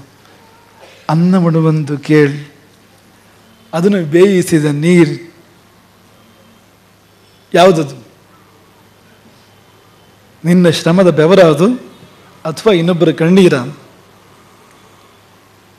ಇನ್ನೊಬ್ಬರ ಕಣ್ಣೀರಲ್ಲಿ ಬೇಯಿಸಿದ ಅನ್ನ ಅಂತಾದರೆ ಅದು ಅಶುಭ. ಅದು ಅಲ್ಲ, ನಿನ್ನ ಶ್ರಮ, ನಿನ್ನ ಒಂದು ತ್ಯಾಗ, ನಿನ್ನ ಸಮಯ ಕೊಟ್ಟು ನಿನ್ನ ಶ್ರಮ ಕೊಟ್ಟು ಸಂಪಾದನೆ ಮಾಡಿದ್ದು ಅಂದರೆ ಅದು ಬೇರೆದು ಅಂತ, ಅದು ಶುಭ ಅದ್ದು ಅಂತ. ಹಾಗಾಗಿ ರಾಮನ ಕರುಣಾವರಣದಲ್ಲಿ ಇರುವವರ ಬದುಕು ಹೇಗಿರ್ತದೆ ಅಂದರೆ, ಅವರಿಗೆ ಆನಂದ ಇರ್ತದೆ ಯಾವತ್ತು, ಆದರೆ ಆನಂದ ಸಾತ್ವಿಕವಾದ ಆನಂದವಾಗಿರ್ತದೆ, ಅದು ಅಂತ ಶುಭವಾದ ಆನಂದವಾಗಿರ್ತದೆ. ರಾಮರಾಜ್ಯದಲ್ಲಿ ವಾಸ ಮಾಡುವವರ ಆನಂದ ಅಂಥದ್ದಾಗಿರ್ತದೆ. ಜಗತ್ತನ್ನು ಪೀಡಿಸಿ ಪಡುವ ಆನಂದ ಅಲ್ಲ ಅದು. ಅಕ್ಕಪಕ್ಕದವರ ಸಂತೋಷಕ್ಕೆ ಕೊಳ್ಳಿ ಇಟ್ಟು ನಾವು ಪಡುವಂಥ ಆನಂದ ಅಲ್ಲ ಅದು. ಅದರ ಬದಲಿಗೆ ಎಲ್ಲರನ್ನೂ ಸಂತೋಷಪಡಿಸಿ ನಾವು ಪಡುವಂಥ ಸಂತೋಷ ಅದು ಅಂತ. ಹಾಗಾಗಿ ಅಂಥ ಸಂತೋಷವನ್ನು ಆ ಎಲ್ಲ ಕುಟುಂಬಗಳಿಗೆ ನಾವು ಹಾರೈಸ್ತೇವೆ. ಮತ್ತು ನೀವು ನಮ್ಮವರು, ಇವತ್ತಲ್ಲ ಮೊದಲೇ ಆಗಿದ್ರಿ, ಇವತ್ತಿನ ಪ್ರಾರಂಭ ಅಂತಲ್ಲ, ಇವತ್ತು ನಾವು ಬಹಿರಂಗವಾಗಿ ಹೇಳುವಂಥದ್ದು ಅಂತ ಅಷ್ಟು ಮಾತ್ರ ಇಲ್ಲಿ ನೆನಪಿಸ್ಕೊಳ್ತಾ ಅವರೆಲ್ಲರನ್ನ ಮನಸಾರೆ ಹರಿಸ್ತೇವೆ. ಮತ್ತು ಅವ್ರನ್ನ ಕರೆತಂದವ್ರನ್ನು ಕೂಡ, ಇಲ್ಲಿಗೆ ಕರೆತಂದವ್ರನ್ನು ಕೂಡ ಮನಸಾರೆ ಹರಿಸ್ತೇವೆ. ಹಾಗೆ ಈ 2 ಮಕ್ಕಳನ್ನು ಕೂಡ ಹರಿಸ್ತೇವೆ. ಆನಂದ್ ಮತ್ತು ಶುಭ ಒಂದೊಂದು ಕ್ಷೇತ್ರದಲ್ಲಿ ಇಬ್ಬರು ಕೂಡ ಸಾಧನೆ ಮಾಡಿದ್ದಾರೆ. ಆಕೆ ಭರತನಾಟ್ಯದಲ್ಲಿ ತುಂಬ ಸಾಧನೆ ಮಾಡಿದ್ದಾಳೆ. ಇಷ್ಟು ಚಿಕ್ಕ ವಯಸ್ಸಲ್ಲಿ ಸ್ಲಮ್ಮಿನ ಮಕ್ಕಳಿಗೆ ಭರತನಾಟ್ಯ ಹೇಳ್ಕೊಡ್ತೇನೆ ಅಂತ ಆದರ್ಶವನ್ನು ಆಕೆ ಮೆರೆದಿದ್ದಾಳೆ. ಆಕೆ ಕೂಡ ನಮ್ಮ ಕಾರ್ಯಕರ್ತರ ವಾತಾವರಣದಲ್ಲಿ ಬೆಳೆದವಳು. ಅವಳ ಸೋದರ ಮಾವ ಸಂಸ್ಥಾನದ ಕಾರ್ಯದರ್ಶಿ ಅಂತ, ಅಷ್ಟು ಹತ್ತಿರದ ಒಂದು ಮಠದ ಒಡನಾಟ ಇರುವಂಥ ಒಂದು ಹಿನ್ನೆಲೆ ಆಕೆಗಿದೆ. ಹಾಗಾಗಿ ಆಕೆಗೆ ಭವ್ಯ ಭವಿಷ್ಯತನ್ನು ಹಾರೈಸೋಣ. ಆಕೆ ನಿಜವಾದ ಗುರುತ್ವ ಅಂದರೆ ಅದು ಅಂತ, ಅಲ್ಲಿ ಹೋಗಿ ಪಾಠ ಮಾಡುವಂಥದ್ದು, ಅವರನ್ನು ಮೇಲಕ್ಕೆ ತರುವಂಥದ್ದು ಅಂತ. ಹಾಗಾಗಿ ಸಾಧಾರಣವಾಗಿ ನಾವೇನು ಹರಿಸ್ಬೇಕಾಗಿತ್ತು ಅಂದರೆ, ನೀನು ತುಂಬ ಒಳ್ಳೆ ಭರತನಾಟ್ಯ ಎಲ್ಲ ಮಾಡಿ ತುಂಬ ಹೆಸರು ಗಳಿಸೋಗಾಗಲಿ ನನ್ನ ಹತ್ರ ಹರಿಸ್ಬೇಕಾಗಿತ್ತು. ಅದ್ರ ಬದಲಿಗೆ ಹಾಗಲ್ಲ, ತುಂಬ ಜನ ನಿನ್ನಿಂದ ಭರತನಾಟ್ಯ ಕಲಿತು ಭರತನಾಟ್ಯ ಮಾಡೋ ಹಾಗಾಗಲಿ, ಎಷ್ಟೋ ಒಂದು ಶಿಷ್ಯ ಪೀಳಿಗೆ ನಿಂದಾಗುವ ಹಾಗಾಗಲಿ ಅಂತ. ಈಗ ಒಳ್ಳೆ ಶಿಷ್ಯ ಆಗುವಂಥ ಯಾರನ್ನಾರು ಹರಿಸೋದಕ್ಕಿಂತ ಗುರುಗಳು, ನೀವು ಒಳ್ಳೆ ಗುರುವಾಗುವಂಥ ಹರಿಸೋದು ಒಳ್ಳೆಯದು ಅಂತ, ಆಶೀರ್ವಾದದಲ್ಲಿ ಒಂದು ಮೆಟ್ಟಲು ಮೇಲೆ ಅದು ಅಂತ. ಹಾಗೆ ಆಕೆಯನ್ನು ಹರಿಸ್ತೇವೆ. ಶುಭಳ ಬದುಕು ಶುಭ ಆಗಲಿ. ಹಾಗೆ ಆನಂದನ ಬದುಕು ಕೂಡ ಆನಂದಮಯ ಆಗಲಿ. ಆನಂದ ಉಣ್ಣುವ, ಆನಂದ ಉಣಿಸುವ ಬದುಕು ಆತನದ್ದಾಗಲಿ. ಆತ ಕೂಡ, ಆತನ ತಂದೆ ಜೀವಿ. ನಾವು ಯಾವಾಗಲೂ ಹೇಳೋದು ಎಲ್ಲರೂ ಜೀವಿಗಳೇ, ಆದರೆ ಆತನ ತಂದೆ ಜೀವಿ, ಸಾಮಾನ್ಯ ಜೀವಿ ಅಲ್ಲ, ವಿಶೇಷ ಜೀವಿ. ಜೀವಿ ಹೆಗಡೆ ಅಂತ ಅವರ ಹೆಸರು. ವಿಶೇಷ ಜೀವಿ, ಭಕ್ತಿ ಜೀವಿ, ಭಾವಜೀವಿ, ಬುದ್ಧಿಜೀವಿ ಅಲ್ಲ, ಭಾವಜೀವಿ ಅಂತ. ಬುದ್ಧಿಜೀವಿ ಶ್ರೇಷ್ಠನೇ, ಆದರೆ ಭಾವಜೀವಿ ಸರ್ವೋತ್ಕೃಷ್ಟ, ಸರ್ವಶ್ರೇಷ್ಠ. ಭಾವಕ್ಕೆ ವಶವಾಗಿ ಬದುಕಿದವರು ಅವರು ದೇಶಕ್ಕೆ ಭಾರ ಆಗೋದಿಲ್ಲ, ದೇಶದ ಭಾರವನ್ನು ಹೊರ್ತಾರೆ ಅವರು, ದೇಶಕ್ಕೆ ಒಳ್ಳೇದು ಮಾಡ್ತಾರೆ ಅವರು. ಅನನ್ಯವಾಗಿ ರಾಮನನ್ನು ಆಶ್ರಯಿಸಿದ, ಗುರುವನ್ನು ಆಶ್ರಯಿಸಿದ ಕೋಣಂದಕುಂಟೆ ವಿಶೇಷ ಜೀವಿಯ ಮಗ, ಭಾವಜೀವಿಯ ಮಗ ಈ ಆನಂದ. ಆತನು ಕೂಡ ಅಪ್ರತಿಮವಾದ ಸಾಧನೆಯನ್ನು ಮಾಡಿ ಮುಂದೆ ಹೋಗ್ತಾ ಇದ್ದಾನೆ. ಆತನನ್ನು ಹರಿಸೋಣ, ಆತನಿಗೆ ನಿರಂತರವಾದ ಅತಿಶಯವಾದ ಆನಂದವನ್ನು ಹಾರೈಸೋಣ. ನಯಸೇನನ ನೀತಿಕತೆಗಳು ಇನ್ನೊಂದು ಸಾರಿ ಬಿಡುಗಡೆಯಾಗಿವೆ ಇವತ್ತು. ಆ ಗ್ರಂಥ ಇನ್ನೊಮ್ಮೆ ಲೋಕಾರ್ಪಣೆಗೊಂಡಿದೆ. ಒಮ್ಮೆ ಕನ್ನಡದಲ್ಲಾಗಿತ್ತು, ಕೊರಗಿಯವರು ಕನ್ನಡದಲ್ಲಿ ಇದನ್ನು ರಚನೆ ಮಾಡಿದರು. ಅದು ಇವತ್ತು ಇಂಗ್ಲೀಷ್ನಲ್ಲಿ ಅನುವಾದಗೊಂಡಿದೆ. ಪುನರ್ವಸು ಅವರ ಇದು ಪುನರ್ವಸು ಇಲ್ಲಿ ಬರಲಿಕ್ಕಿದೆ. ಇದೇ ನಾವು ಎಲ್ಲಿ ಕೂತ್ಕೊಂಡು ಸಭೆ ಮಾಡ್ತಾ ಇದ್ದಾವೆ, ಇಲ್ಲೇ ಪುನರ್ವಸು ಭವನ ಮುಂದೆ ಬರಲಿಕ್ಕಿದೆ. ಆದರೆ ಇವತ್ತೇ ಬಂದಾಗಿದೆ ಅಂತ ಇಲ್ಲಿ ಅಂತ ಅನುವಾದ ಮಾಡಿದ್ದಾರೆ ಅವರು ನಯಸೇನನ ನೀತಿಕತೆಗಳನ್ನು. ಮೂಲಕರ್ತರಿಗೂ ಮತ್ತು ಅನುವಾದಕರ್ತರಿಗೂ ಇಬ್ಬರಿಗೂ ತುಂಬ ಶುಭವನ್ನು ಹಾರೈಸ್ತಾ, ಕೊರಗುವವರು ಬದುಕು ಪುಸ್ತಕವನ್ನು ಓದಿದ್ರೆ ನೀವು ಬದುಕದಲ್ಲಿ ಕೊರಗುವ ಪ್ರಮೇಯವೇ ಇರೋದಿಲ್ಲ, ಅಂತಂಥ ನೀತಿಗಳು ಅದರಲ್ಲಿದೆ. ಹಾಗಾಗಿ ಆ ಪುಸ್ತಕ ಎಷ್ಟೋ ಜನರ ಮಸ್ತಕದ ಕೊಳಕನ್ನು ನಿವಾರಿಸಿ ಬೆಳಕನ್ನು ಅಲ್ಲಿ ನಿರ್ಮಾಣ ಮಾಡಲಿ ಎನ್ನುವ ಆಶಂಸೆ ಮಾಡ್ತಾ, ಹಾಗೆ ಮಂತ್ರಪುಷ್ಪ ಎಂಬ ಇನ್ನೊಂದು ಕೃತಿ ನಮ್ಮ ಗುರುಕುಲದವರು, ಶ್ರೀ ಭಾರತಿ ಗುರುಕುಲ ಹೊಸನಗರದವರು, ಆಲೋಕ ಪ್ರಕಾಶನ ಅಂತ ಒಂದು ಪುಟ್ಟ ಪ್ರಕಾಶನ, ನಮ್ಮ ಹೇಗೆ ಭಾರತಿ ಪ್ರಕಾಶನ ಇದೆಯೋ ಹಾಗೆ ವಿದ್ಯಾರ್ಥಿಗಳಿದೆ ಒಂದು ಪ್ರಕಾಶನ ಇದೆ ಅಲ್ಲಿ ಗುರುಕುಲದಲ್ಲಿ, ಅವ್ರ ಕಡೆಯಿಂದ ಬಂದಿರತಕ್ಕಂಥದ್ದು. ಆ ಮಕ್ಕಳನ್ನು ಮತ್ತು ಆ ಗ್ರಂಥವನ್ನು ಮನಸಾರೆ ಹರಿಸ್ತೇವೆ. ಹಾಗೆ ಕುಮಾರಸ್ವಾಮಿಯವರು ಇವತ್ತು ನಮ್ಮ ಜೊತೆಗಿದ್ದಾರೆ, ನಮ್ಮ ಮಧ್ಯೆ ಇದ್ದಾರೆ. ಅವರನ್ನು ಎಲ್ಲರೂ ಗೌರವಿಸಬೇಕು, ಎಲ್ಲರೂ ಮೆಚ್ಚುಕೋಬೇಕು. ಯಾಕೆಂದರೆ ಅವ್ರು ಮಾಡ್ತಾ ಇರೋ ಕೆಲಸ ಅಂತಿಂಥದ್ದಲ್ಲ.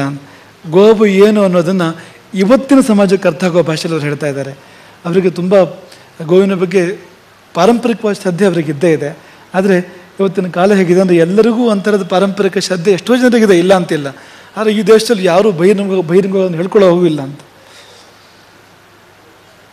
ಒಂದು ವಾತಾವರಣ ಇದೆ. ಅವ್ರು ಏನು ಮಾಡ್ತಾ ಇದ್ದಾರೆ ಅಂದರೆ, ಆಧುನಿಕ ಸಮಾಜಕ್ಕೆ ಅರ್ಥ ಆಗೋ ಭಾಷೆಯಲ್ಲಿ ಗೋವಿನ ಮೌಲ್ಯ ಏನು, ಗೋವಿನ ಆಧ್ಯಾತ್ಮಿಕ ಮೌಲ್ಯ, ಧಾರ್ಮಿಕ ಮೌಲ್ಯ ಮಾತ್ರ ಅಲ್ಲ, ವ್ಯಾವಹಾರಿಕ ಮೌಲ್ಯ ಏನು, ಗೋವು ಇಲ್ಲದ ಭಾರತದ ಆರ್ಥಿಕ ಸ್ಥಿತಿ ಏನಾಗ್ಬೋದು, ಅದನ್ನು ಅದ್ಭುತವಾಗಿ ನಿರೂಪಣೆ ಮಾಡ್ತಕ್ಕಂಥ ಒಬ್ಬ ವಿಮರ್ಶಕ,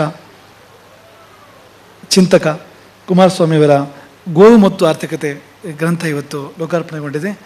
ಅದನ್ನು ಓದಿ ಅದನ್ನು ಜೀವನದಲ್ಲಿ ಅನುಷ್ಠಾನಕ್ಕೆ ತನ್ನಿ ಎನ್ನುವ ಆಶಂಸೆ ಮಾಡ್ತಾ, ರಕ್ತದಾನ ಶಿಬಿರ ಅದು ಕೂಡ ಒಂದು ರೀತಿ ಕರುಣಾಭರಣವೇ. ಅದರೊಳಗೆ ಅನೇಕರು ಪ್ರವೇಶ ಮಾಡಿದ್ದಾರೆ. 122 ಜನ ಇವತ್ತು ರಕ್ತದಾನ ಮಾಡಿದ್ದಾರೆ. ಅಷ್ಟೇ ಅಲ್ಲ, 187 ಜನ ರಿಜಿಸ್ಟ್ರೇಷನ್ ಮಾಡಿಸ್ಕೊಂಡಿದ್ರು. ಅದರ ಅಷ್ಟೊತ್ತಿಗೆ ಊಟ ಆಗೋಗಿದೆ.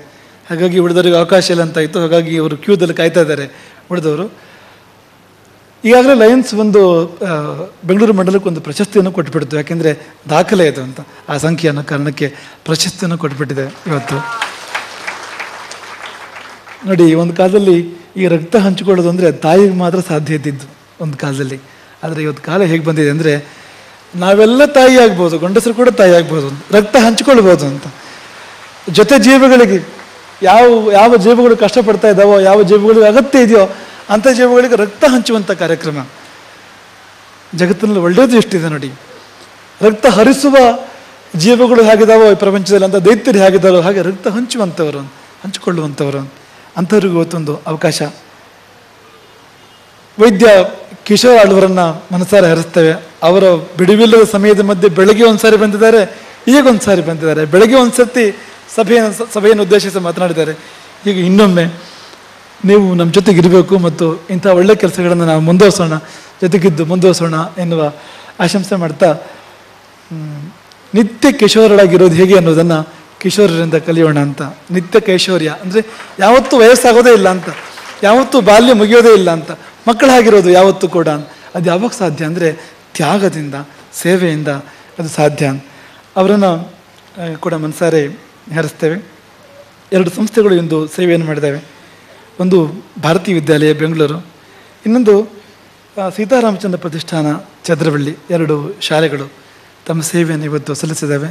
2 ಎಷ್ಟು ವಿಚಿತ್ರ ಅಂದರೆ, 2 ಬೇರೆ ಬೇರೆ ಬಗೆಯ ಶಾಲೆಗಳು.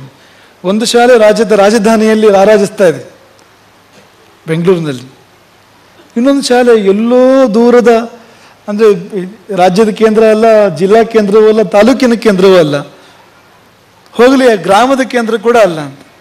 ಅಂಥ ಒಂದು ಹಳ್ಳಿಯಲ್ಲಿ, ಪುಟ್ಟ ಹಳ್ಳಿಯಲ್ಲಿ ಇನ್ನೊಂದು ಶಾಲೆ ನಡೀತಾ ಇದೆ. ಅದೆರಡು ಕೂಡಿ ಇವತ್ತು ಸೇವೆ ಮಾಡಿದ್ದೇವೆ. ಸಮಾನತೆ ಅಂದರೆ ಇದು ಅಂತ, ನಿಜವಾದ್ದು. ಸಮಾನ ಮನಸ್ಕರಾಗೋದಾದ್ರೆ ಹೀಗಾಗಬೇಕು, ಸಮಾನ ಮನಸ್ಕರು ಅಂತ. ಹಾಗಾಗೋ ಆಗೋದ್ರ ಬದಲಿಗೆ ಅಂತ ಇಂಥದ್ರಲ್ಲಿ ಬೇಕು ಅದು ಅಂತ, ಆ ಸಮಾನ ಮನಸ್ಕತೆ ಅಂತ. ನಾವು ಏನು ನೆನ್ಪಿಟ್ಕೋಬೇಕು ಅಂದರೆ, ಈ ಸಮಾನ ಮನಸ್ಕ ಅನ್ನುವಾಗ ಅದರಲ್ಲಿ ಮಾನ ಇರಬೇಕು ಅಂತ ಒಂದು ಗೊತ್ತಿರಬೇಕು ನಮಗೆ. ಮಾನ ಇಲ್ಲದೆ ಆಗೋಕ್ಕಾಗಲ್ಲ ಅದು ಅಂತ, ಅದು ಕಳೆದ ಸಮಾನ ಮನಸ್ಕತೆ ಇಲ್ಲ ಅಂತ. ಹಾಗಾಗಿ ಇಂಥ ಒಳ್ಳೆಯದಕ್ಕೆ ನಾವು ಜೊತೆ ಆಗೋಣ, ಜೊತೆ ಸೇರೋಣ. ಒಂದು ಊರಿಗೆ ಬೆಂಕಿ ಹಚ್ಚೋದಕ್ಕೆ, ಒಂದು ಸಂಸ್ಥೆ ನಾಶ ಮಾಡೋದಕ್ಕೆ ನಾವೆಲ್ಲ ಜೊತೆಗೆ ಸೇರಿ ಮಾಡುವಂಥದ್ದು ಯಾವ ದೇವರು ಮೆಚ್ಚುವಂಥದ್ದಲ್ಲ, ಯಾವ ಸಮಾಜ ಮೆಚ್ಚುವಂಥದ್ದಲ್ಲ, ಯಾವ ಗುರುವು ಕೂಡ ಮೆಚ್ಚುವಂಥದ್ದಲ್ಲ. ಜೊತೆಗೆ ಅದರ ಬದಲಿಗೆ ಕಟ್ಟುವ ಪ್ರಕ್ರಿಯೆಯಲ್ಲಿ ದೇಶ ಕಟ್ಟೋಣ, ಸಂಸ್ಥೆ ಕಟ್ಟೋಣ, ಸಮಾಜ ಕಟ್ಟೋಣ, ಅದಕ್ಕೆ ಒಬ್ರಿಗೊಬ್ರು ಹೆಗಲು ಕೊಟ್ಟು ದುಡಿಯೋಣ ಅಂಥದ್ದು ಬೇಕು ನಿಜವಾಗಿ ಅನ್ನೋದನ್ನು ಇಲ್ಲಿ ನೆನಪಿಸ್ಕೊಳ್ತಾ, ಈ ಎರಡೂ ಸಂಸ್ಥೆಗಳನ್ನು, ಪುಟ್ಟ ಹಳ್ಳಿಯದೊಂದು, ಮಹಾನಗರದೊಂದು, ಈ ಎರಡೂ ಸಂಸ್ಥೆಯನ್ನು ಮನಸಾರೆ ಹರಿಸ್ತೇವೆ. ಇನ್ನೆರಡು ವಲಯಗಳು ಇವತ್ತು ಸರ್ವಜ್ಞ, ಸರ್ವಧಾರಿ, ಬೆಂಗಳೂರಿನ ಎರಡೂ ವಲಯಗಳು ಸೇವೆ ಮಾಡಿದ್ದೇವೆ. ಸರ್ವಧಾರಿ ಸಂವತ್ಸರದಲ್ಲಿ ಚಾತುರ್ಮಾಸ್ಯ ಆಗಿತ್ತು ಇಲ್ಲಿ ಬೆಂಗಳೂರಿನಲ್ಲಿ. ಆ ನೆನಪಿನಲ್ಲಿ ಸರ್ವಧಾರಿ ವಲಯ ಅಂತ ವಲಯಕ್ಕೆ ಹಾಗೆ ಹೆಸರಿಟ್ಟಿದೆ ಅಂತ. ಅದೆರಡೂ ವಲಯಗಳು ಸೇವೆ ಸಲ್ಲಿಸಿದ್ದೇವೆ. ಜೊತೆಗೆ ಕೇರಳ ವಲಯ, ಅದೊಂದು ವಿಶೇಷ ವಲಯ. ಅದು ಕೇರಳಕ್ಕೆ ಯಾವುದೋ ಕಾಲದಲ್ಲಿ ಇಲ್ಲಿಂದ ವಲಸೆ ಹೋದವರು, ಮಠದ ಶಿಷ್ಯರು, ಭಕ್ತರು, 500 ವರ್ಷ ಹಿಂದೆ, 700 ವರ್ಷ ಹಿಂದೆ, 200-300 ವರ್ಷ ಹಿಂದೆ, ಅವ್ರಿಗೆ ಕನ್ನಡ ಕೂಡ ಬರೋದಿಲ್ಲ. ಅಂತಹ ಸಾವಿರಾರು ಮನೆಗಳಿದ್ದಾವೆ ಕೇರಳದಲ್ಲಿ. ಅವರ ವತಿಯಿಂದ ಇವತ್ತು ಸೇವೆ ನಡೆದಿದೆ ಇಲ್ಲಿ. ಎಷ್ಟು ವಿಚಿತ್ರ ಅಂದರೆ, ಯಾರು ಈ ಮಠಕ್ಕೆ ಬಂದು ಇವತ್ತು ಸೇವೆ ಮಾಡ್ತಾ ಇದ್ದಾರೋ ಕೇರಳ ವಲಯದಿಂದ, ಅವರು ಇರೋದು ಕೇರಳದಲ್ಲಿ, ಆದರೆ ಮೂಲ ಕರ್ನಾಟಕ ಅವರಿದ್ದು. ಮೂಲ ಇದೇನೆ, ಈ ಮಠವೇ ಮೂಲ ಅವರಿಗೆ, ಇಲ್ಲಿಂದ ಹೋದವರಲ್ಲಿಗೆ. ಹಾಗೊಂದು ರೀತಿಯಲ್ಲಿ ಹೇಳ್ಬೋದು. ಇನ್ನೊಂದು ರೀತಿಯಲ್ಲಿ ಹೇಗೆ ಹೇಳ್ಬೋದು ಅಂದರೆ, ಈ ಮಠಕ್ಕೆ ಮೂಲ ಕೇರಳ ಅಂತ ಹೇಳ್ಬೇಕು ನಾವು ಅಂತ. ಶಂಕರಾಚಾರ್ಯರು ಇದ್ದಲ್ಲಿ ಅಂತ, ಕಾಲಡಿ ಅಂತ, ಅಲ್ಲಿಂದ ಬಂದಿದ್ದು ಈ ಮಠ. ಯಾರಿಗೆ ಯಾರು ತಾಯಿ ಅಂತ ಹೇಳಬೇಕು, ನೀ ಮಾಯಿಯೊಳಗೋ ನಿನ್ನೊಳಗೆ ಮಾಯಿ ಅನ್ನೋ ಆಗಿದೆ ಅಂತ. ಇವತ್ತು ಯಾರು ಸೇವೆ ಮಾಡ್ತಾ ಇದ್ದಾರೋ ಅವರಿಗೆಲ್ಲ ತಾಯಿ ಮಠ. ಇಲ್ಲಿ ಬಂದು ಅವ್ರು ಸೇವೆ ಮಾಡ್ತಾ ಇದ್ದಾರೆ. ಮಠಕ್ಕೆ ತಾಯಿ ಕೇರಳದ ಕಾಲಟಿ, ಶಂಕರಾಚಾರ್ಯರ ಜನ್ಮಭೂಮಿ. ಅಂದರೆ ಒಂದು ರೀತಿ ಅಜ್ಜಿ ಮನೆ ಅಂತ ಅನ್ಬೇಕು ಅಂತ. ಮಠಕ್ಕೆ ತಾಯಿ ಶಂಕರಡು, ಶಂಕರಡು ತಾಯಿ ಆ ಕಾಲಟಿಯ ಪವಿತ್ರ ಭೂಮಿ ಅಂತ ಕೇರಳ ಅಂತ. ಅವರನ್ನು ಕೂಡ ಮನಸಾರೆ ಹರಿಸ್ತಾ, ಈ ಎರಡೂ ವಲಯಗಳು, ಮೂರೂ ವಲಯಗಳು, ಸರ್ವಜ್ಞ, ಸರ್ವಧಾರಿ ಮತ್ತು ಕೇರಳ, ಈ ಮೂರು ವಲಯಗಳು ಸಂಘಟನೆಯಲ್ಲಿ ಅಪಾರವಾದ ಸಾಧನೆ ಮಾಡ್ತಾ, ಗುರುವನ್ನು ಹಂಚಲಿ ಎಲ್ಲ ಶಿಷ್ಯರಿಗೆ ಅಂತ, ರಾಮನನ್ನು ಹಂಚಲಿ ಎಲ್ಲ ಶಿಷ್ಯರಿಗೆ, ಸತ್ಯವನ್ನು, ಧರ್ಮವನ್ನು ಹಂಚಲಿ. ನೀವೆಲ್ಲ ಪೋಸ್ಟ್ಮ್ಯಾನ್ಗಳು, ಕಾರ್ಯಕರ್ತರುಗಳು. ನಿಮಗೇನು ಕೆಲಸ ಅಂದರೆ, ಮನೆ ಮನೆಗೆ ಅಮೃತ ಹಂಚುವ ಕೆಲಸ ನಿಮಗೆ, ಮನೆ ಮನೆಗೆ ಆಶೀರ್ವಾದ ಹಂಚುವ ಕೆಲಸ ನಿಮಗೆ, ಮನೆ ಮನೆಗೆ ವ್ಯಕ್ತಿಗೆ ಪ್ರೇರಣೆ ಹಂಚುವ ಕೆಲಸ ನಿಮಗೆ, ಸನ್ಮಾರ್ಗವನ್ನು ಹಂಚುವ ಕೆಲಸ ನಿಮಗೆ. ಎಂಥ ಪುಣ್ಯಾತ್ಮರು ನೀವು ನೋಡಿ. ಶುಭದ ರಾಶಿಯನ್ನು ಇಲ್ಲಿಂದ ಸ್ವೀಕರಿಸಿ ತಲೆ ಮೇಲೆ ಹೊತ್ತು, ಭುಜದ ಮೇಲೆ ಹೊತ್ತು, ಅದನ್ನು ಮನೆ ಮನೆಗೆ ಕೊಂಡು ಹೋಗಿ ಮನೆ ಮನಕ್ಕೆ ಹಂಚುತ್ತೀರಿ ನೀವು. ಈ ಕಾರ್ಯಕ್ಕೆ ರಾಮ ನಿಮ್ಮನ್ನು ಆರಿಸಿದ್ದಾನೆ ಅಂತ ಎಲ್ಲ ಕಾರ್ಯಕರ್ತರನ್ನು ಅಭಿನಂದಿಸ್ತೇವೆ, ಆಶೀರ್ವದಿಸ್ತೇವೆ. ನೀವಿನ್ನೂ ಕೂಡ ಆ ಕಾರ್ಯವನ್ನು ಮುಂದುವರಿಸಬೇಕು. ಈ ಮೂಲದಿಂದ, ಈ ಅಮೃತ ಕೇಂದ್ರದಿಂದ ನೀವು ಅಮೃತವನ್ನು ದೂರ ದೂರ ಕೇರಳವೋ ಅಲ್ಲಿಂದ ಆರಂಭ ಮಾಡಿ ಬೇರೆ ಬೇರೆ ಕಡೆ ನೀವು ಅದನ್ನು ಹಂಚುವ ಕೆಲಸವನ್ನು ಮುಂದುವರಿಸಬೇಕು ಎನ್ನುವ ಒಂದು ಆಶೀರ್ವಾದವನ್ನು, ಶುಭಾಶಂಸೆಯನ್ನು ಎಲ್ಲ ಮೂರೂ ವಲಯಗಳ ಕಾರ್ಯಕರ್ತರಿಗೆ ಮಾಡ್ತಾ, ಅಂತ ಎಲ್ಲ ವೈವಿಧ್ಯ ಸೇರಿಬಿಟ್ಟಿದೆ ಇವತ್ತು. ಒಂದು ಕಡೆ ಕೇರಳವೂ ಇದೆ, ಇನ್ನೊಂದು ಕಡೆಗೆ ಕರ್ನಾಟಕದ ರಾಜಧಾನಿ ಬೆಂಗಳೂರಿನ 2 ವಲಯಗಳಿದೆ, ಸರ್ವಜ್ಞವೂ ಇದೆ, ಸರ್ವಧಾರಿಯೂ ಇದೆ. ಅದು ಈ ವಿದ್ಯಾರ್ಥಿಗಳಿಗೂ ಅದನ್ನು ಇನ್ನೊಂದ್ಸರಿ ಅದನ್ನು ಅಲ್ಲೊಂದು ಸಂದೇಶ ಕೊಡೋ ಹಾಗಿದೆ. ಸರ್ವಜ್ಞ ಅಂದರೆ ಎಲ್ಲ ಬಲ್ಲವನು ಅಂತ, ಸರ್ವಧಾರಿಯಿಂದ ಎಲ್ಲವನ್ನೂ ಇಟ್ಟುಕೊಂಡವನು ಅಂತ. ಈ ವಿದ್ಯಾರ್ಥಿ ಅವನಿಗೆ ಗೊತ್ತಾದರೆ ಸಾಲದು, ಉಳಿಸ್ಕೊಳ್ಬೇಕು ಅನ್ನೋದನ್ನು ತನ್ನೊಳಗೆ ಅಂತ. ಗ್ರಹಣ ಧಾರಣ ಪಟುವು ಅಂತ, ಬಾಲ ಅನ್ನೋ ಶಬ್ದಕ್ಕೆ ವಿವರಣೆ ಸಂಸ್ಕೃತದಲ್ಲಿ. ಗ್ರಹಣ ಧಾರಣ ಪಟುವು ಅಂತ, ಗ್ರಹಣ ಪಟುವಾಗಿರಬೇಕು. ಗ್ರಹಣ ಅಂದರೆ ಆ ಗ್ರಹಣ ಅಲ್ಲ, ಗ್ರಹಿಸುವುದು ಅಂತ, ಅರ್ಥ ಮಾಡ್ಕೊಳ್ಳೋದು ಅಂತ. ಹಾಗಾಗಿ ಗ್ರಹಿಸುವುದು ಎಷ್ಟು ಮುಖ್ಯವೋ ಗ್ರಹಿಸುತ್ತನ್ನು ಇಟ್ಕೊಳ್ಳೋದು ಕೂಡ ಅಷ್ಟೇ ಮುಖ್ಯ. ಬಾಲರಿಗೆ ಹೇಳ್ತಾ ಇರುವಂಥದ್ದು ನಾವು, ದೊಡ್ಡವರಿಗೆ ಹೇಳೋದು ಅದೇ. ಆಶೀರ್ವಾದವನ್ನು ಪಡ್ಕೊಳ್ಳೋದು ಎಷ್ಟು ಮುಖ್ಯವೋ ಇಟ್ಕೊಳ್ಳೋದು ಕೂಡ ಅಷ್ಟೇ ಮುಖ್ಯ ಅಂತ, ಅಷ್ಟೇ ಜವಾಬ್ದಾರಿ ಇದೆ ಅದಕ್ಕೆ ಅಂತ. ಅತ್ಯಂತ ಸುಲಭವಾಗಿ ಸಿಗುವಂಥದ್ದು ಆಶೀರ್ವಾದ, ಆದರೆ ಇಟ್ಕೊಳ್ಬೇಕಾದ್ರೆ ಅಷ್ಟೇ ಕೆಲಸ ಇದೆ. ಅದನ್ನು ಚೆಲ್ಲಿ ಬಿಡಬಾರ್ದು ಅದನ್ನು ಎಲ್ಲೋ. ಹಾಗಾಗಿ ಆ ಆಶೀರ್ವಾದವನ್ನು ಗ್ರಹಿಸಿ ಧರಿಸುವರಾಗಿ ಎನ್ನುವ ಶುಭಾಶಂಸೆಯನ್ನು ಮಾಡ್ತೇವೆ. ಹಾಗೆ ಗೋಪಾಲಕರ ಒಂದು ಗುಂಪು, ಅದು ಟೆಕ್ಕಿಗಳು. ನೋಡಿ, ಎತ್ತನ ಮಾಮರ ಎತ್ತನಕ್ಕೆ ಹೋಗಿಲಿ ಅಂತ, ಅದು ಚೆನ್ನಾಗಿದೆ. ಎತ್ತನ ಮಾಮರ ಎತ್ತನಕ್ಕೆ ಹೋಗಿಲಿ ಅಂದ್ರೆ ಮಾಮರ ಇದ್ದಲ್ಲೇ ಕೋಗಿಲೆ ಇರಬೇಕು, ಮತ್ತೆಲ್ಲಿ ಅಂತ ಕೋಗಿಲೆ ಇರಬೇಕಾದಿಲ್ಲಿ ಅಂತ. ಕಂಪ್ಯೂಟರ್ ಯಾವುದು, ಸಾಫ್ಟ್ವೇರ್ ಯಾವುದು, ಗೋವು ಅಂದ್ರೇನು, ಗೋಭಕ್ತಿ ಗೋಪ್ರೇಮ ಅಂದ್ರೇನು, ಅವ್ರು ಗುಂಪು ಕಟ್ಟಿಕೊಂಡು ಗೋ ಸೇವೆ ಮಾಡ್ತಾ ಇದ್ದಾರೆ. ಟೆಕ್ಕಿಗಳು ಅವರು ಇವತ್ತಿಲ್ಲಿ ಬಂದಿದ್ದಾರೆ. ಅವರು ಇವತ್ತು ಕರುಣಾವರಣವನ್ನು ಪ್ರವೇಶ ಮಾಡಿದ್ದಾರೆ. ಗೋಮಾತೆಯ ಕರುಣಾವರಣವನ್ನು ಎಂದೋ ಪ್ರವೇಶ ಮಾಡಿದವರು ಅವರು, ಎಂದೋ ನಮಗೆ ಗೊತ್ತಿರೋಂಥವ್ರು ಇವತ್ತವರು ಶ್ರೀರಾಮನ ಕರುಣಾವರಣವನ್ನು ಪ್ರವೇಶ ಮಾಡಿದ್ದಾರೆ. ಆ ಎಲ್ಲ ಗೋಪಾಲರಿಗೆ, ಅವರು ಅನೇಕರಿಗೆ ಕನ್ನಡ ಗೊತ್ತಿಲ್ಲ, ಭಾಷೆ ಸಂಬಂಧವಿಲ್ಲ. ಗೋಮಾತೆಯ ಭಾಷೆ ಯಾವುದು ಹೇಳಿ? ಅಂಬಾ ಅಂತ ಆ ಭಾಷೆ. ಎಲ್ಲಿಂದ ಎಲ್ಲಿಗೆ ಹೋದರೂ ಆ ಭಾಷೆ ಇದೆ. ಅಂಬಾ ಅನ್ನೋ ಭಾಷೆ ಎಲ್ರಿಗೂ ಸಲ್ಲುವಂಥದ್ದು ಅಂತ. ಹಾಗಾಗಿ ಆ ಭಾಷೆಯವರೆಲ್ಲರೂ ಕೂಡ ಅವ್ರನ್ನು ಕೂಡ ಹರಿಸ್ತಾ ಈ ದಾರಿಯಲ್ಲಿ ಮುಂದೆ ಹೋಗೋಣ. ನೀವು ಕಂಪ್ಯೂಟ್ರಲ್ಲೂ ಅದನ್ನೇ ನೋಡಿ ಅಂತ, ಅಲ್ಲೂ ಅದನ್ನೇ ಕಾಣೋಕ್ಕೆ ಸಾಧ್ಯ ಇದೆ, ಕಾಣೋ ಮನಸ್ಸಿದ್ರೆ ಅಲ್ಲೂ ಕೂಡ ಒಳ್ಳೆಯದಿದೆ. ಹೀಗೆ ಇಂಥ ವೈವಿಧ್ಯಗಳು ಕೂಡಿದ ಕಾರ್ಯಕ್ರಮ ಇವತ್ತು ಎಲ್ಲ ಒಂದು ರೀತಿಯ ಭಾರತ ದರ್ಶನದ ಹಾಗೆ, ಒಂದು ರೀತಿಯ ಜೀವನ ದರ್ಶನದ ಹಾಗೆ ಇವತ್ತಿನ ಕಾರ್ಯಕ್ರಮ. ಇಂಥ ಎಲ್ಲ ವೈವಿಧ್ಯಗಳು ಸೇರಿವೆ. ಎಲ್ಲ ಬಗೆಯ ಜನರು ನೀವು ತಿಳಿದಿರಿ. ನಿಮ್ಮಲ್ಲಿ ಎಲ್ಲ ವೈವಿಧ್ಯ ಇದೆ. ದೊಡ್ಡವರಿದ್ದಾರೆ, ಚಿಕ್ಕವರಿದ್ದಾರೆ, ಪುರುಷರಿದ್ದಾರೆ, ಮಹಿಳೆಯರಿದ್ದಾರೆ, ಮಕ್ಕಳಿದ್ದಾರೆ. ಎಲ್ಲಿ ನಿಮ್ಮಲ್ಲಿ ಹಳದಿ ಇದೆ, ಹಸಿರಿದೆ, ನೀಲಿ ಇದೆ, ಕೆಂಪಿದೆ, ಬೇರೆ ಬೇರೆ ಬಣ್ಣ ಇದೆ. ನಿಮ್ಮಲ್ಲಿ ಶ್ರೀಮಂತರಿದ್ದಾರೆ, ಬಡವರಿದ್ದಾರೆ, ಎಲ್ಲ ರೀತಿ ನೀವು ನಾನಾ ರೀತಿಯ ಜನಗಳು. ಒಂದು ರೀತಿಯಲ್ಲಿ ಬಣ್ಣ ಬಣ್ಣದ ಬಟ್ಟೆ ಇದ್ದ ಹಾಗೆ ಇಲ್ಲಿ ಅಂತ, ಆ ರೀತಿ, ಅಥವಾ ಬಣ್ಣ ಬಣ್ಣದ ಹೂಗಳು ಅರಳಿರುವ ಹೂದೋಟದ ಹಾಗೆ ಅಂಥ ಒಂದು ಸನ್ನಿವೇಶ ನಮ್ಮ ಕಣ್ಮುಂದೆ ಕಾಣ್ತಾ ಇದೆ. ಆದರೆ ಈ ಎಲ್ಲರಲ್ಲಿ ಇಷ್ಟು ಬಣ್ಣಗಳು ಕಾಣ್ತಾ ಇದೆಯಲ್ಲ, ಇಷ್ಟು ಮುಖಗಳು, ಎಷ್ಟು ಆಕಾರಗಳು, ಇಷ್ಟೂ ಕಡೆ ಸಮಾನವಾಗಿರುವಂಥದ್ದು ಅದೊಂದು. ಆ ಮನಸ್ಸು ಕರುಣಾವರಣವನ್ನು ಬಯಸುವ ಮನಸ್ಸು, ಕರುಣಾವರಣವನ್ನು, ರಾಮನ ಕರುಣೆಯ ಆವರಣವನ್ನು ಅದು ನಮಗೆ ಬೇಕು ಅಂತ ಬಯಸುವಂಥ ಮನಸ್ಸು. ಆ ಮನಸ್ಸು ಇಷ್ಟೆಲ್ಲರ ನಿಮ್ಮೆಲ್ಲರಲ್ಲಿ ಸಮಾನ. ಅದು ಮಕ್ಕಳಿಂದ ಆರಂಭ ಮಾಡಿ ಎಲ್ಲರವರೆಗೂ ಆ ಮನಸ್ಸನ್ನು ಇಟ್ಕೊಂಡಿದ್ದೀರಿ. ಅಂಥದ್ದೊಂದು ಆವರಣ ಬೇಕು ಅಂತ. ಹಾಗಾಗಿ ಈ ಆವರಣದಲ್ಲಿ, ರಾಮಛಾಯಾ ಸಭಾಂಗಣದಲ್ಲಿ, ರಾಮೋತ್ಸಂಗ ವೇದಿಕೆ ಎದುರು ನೀವೆಲ್ಲರೂ ಬಂದು ಕುಳಿತಿದ್ದೀರಿ. ಈ ಮನಸ್ಸು ನಮ್ಮೆಲ್ಲರನ್ನ ಒಂದೇ ದಿಕ್ಕಿನಲ್ಲಿ, ಸತ್ಯದ ದಿಕ್ಕಿನಲ್ಲಿ, ರಾಮನ ದಿಕ್ಕಿನಲ್ಲಿ ನಮ್ಮೆಲ್ಲರನ್ನ ಮುನ್ನಡೆಸಲಿ. ಎಲ್ಲರಿಗೂ ಎಲ್ಲ ಬಗೆಯ ಶುಭವನ್ನು, ಶ್ರೇಯಸ್ಸನ್ನು, ಶುಭವಾದ ಆನಂದವನ್ನು ಎಲ್ಲರಿಗೂ ರಾಮ ನೀಡಲಿ. ಎಲ್ಲರಿಗೂ ಒಳಿತಾಗಲಿ ಅಂತ ಪುಣ್ಯ ಆಗ್ತದೆ. ಹರೇ ರಾಮ.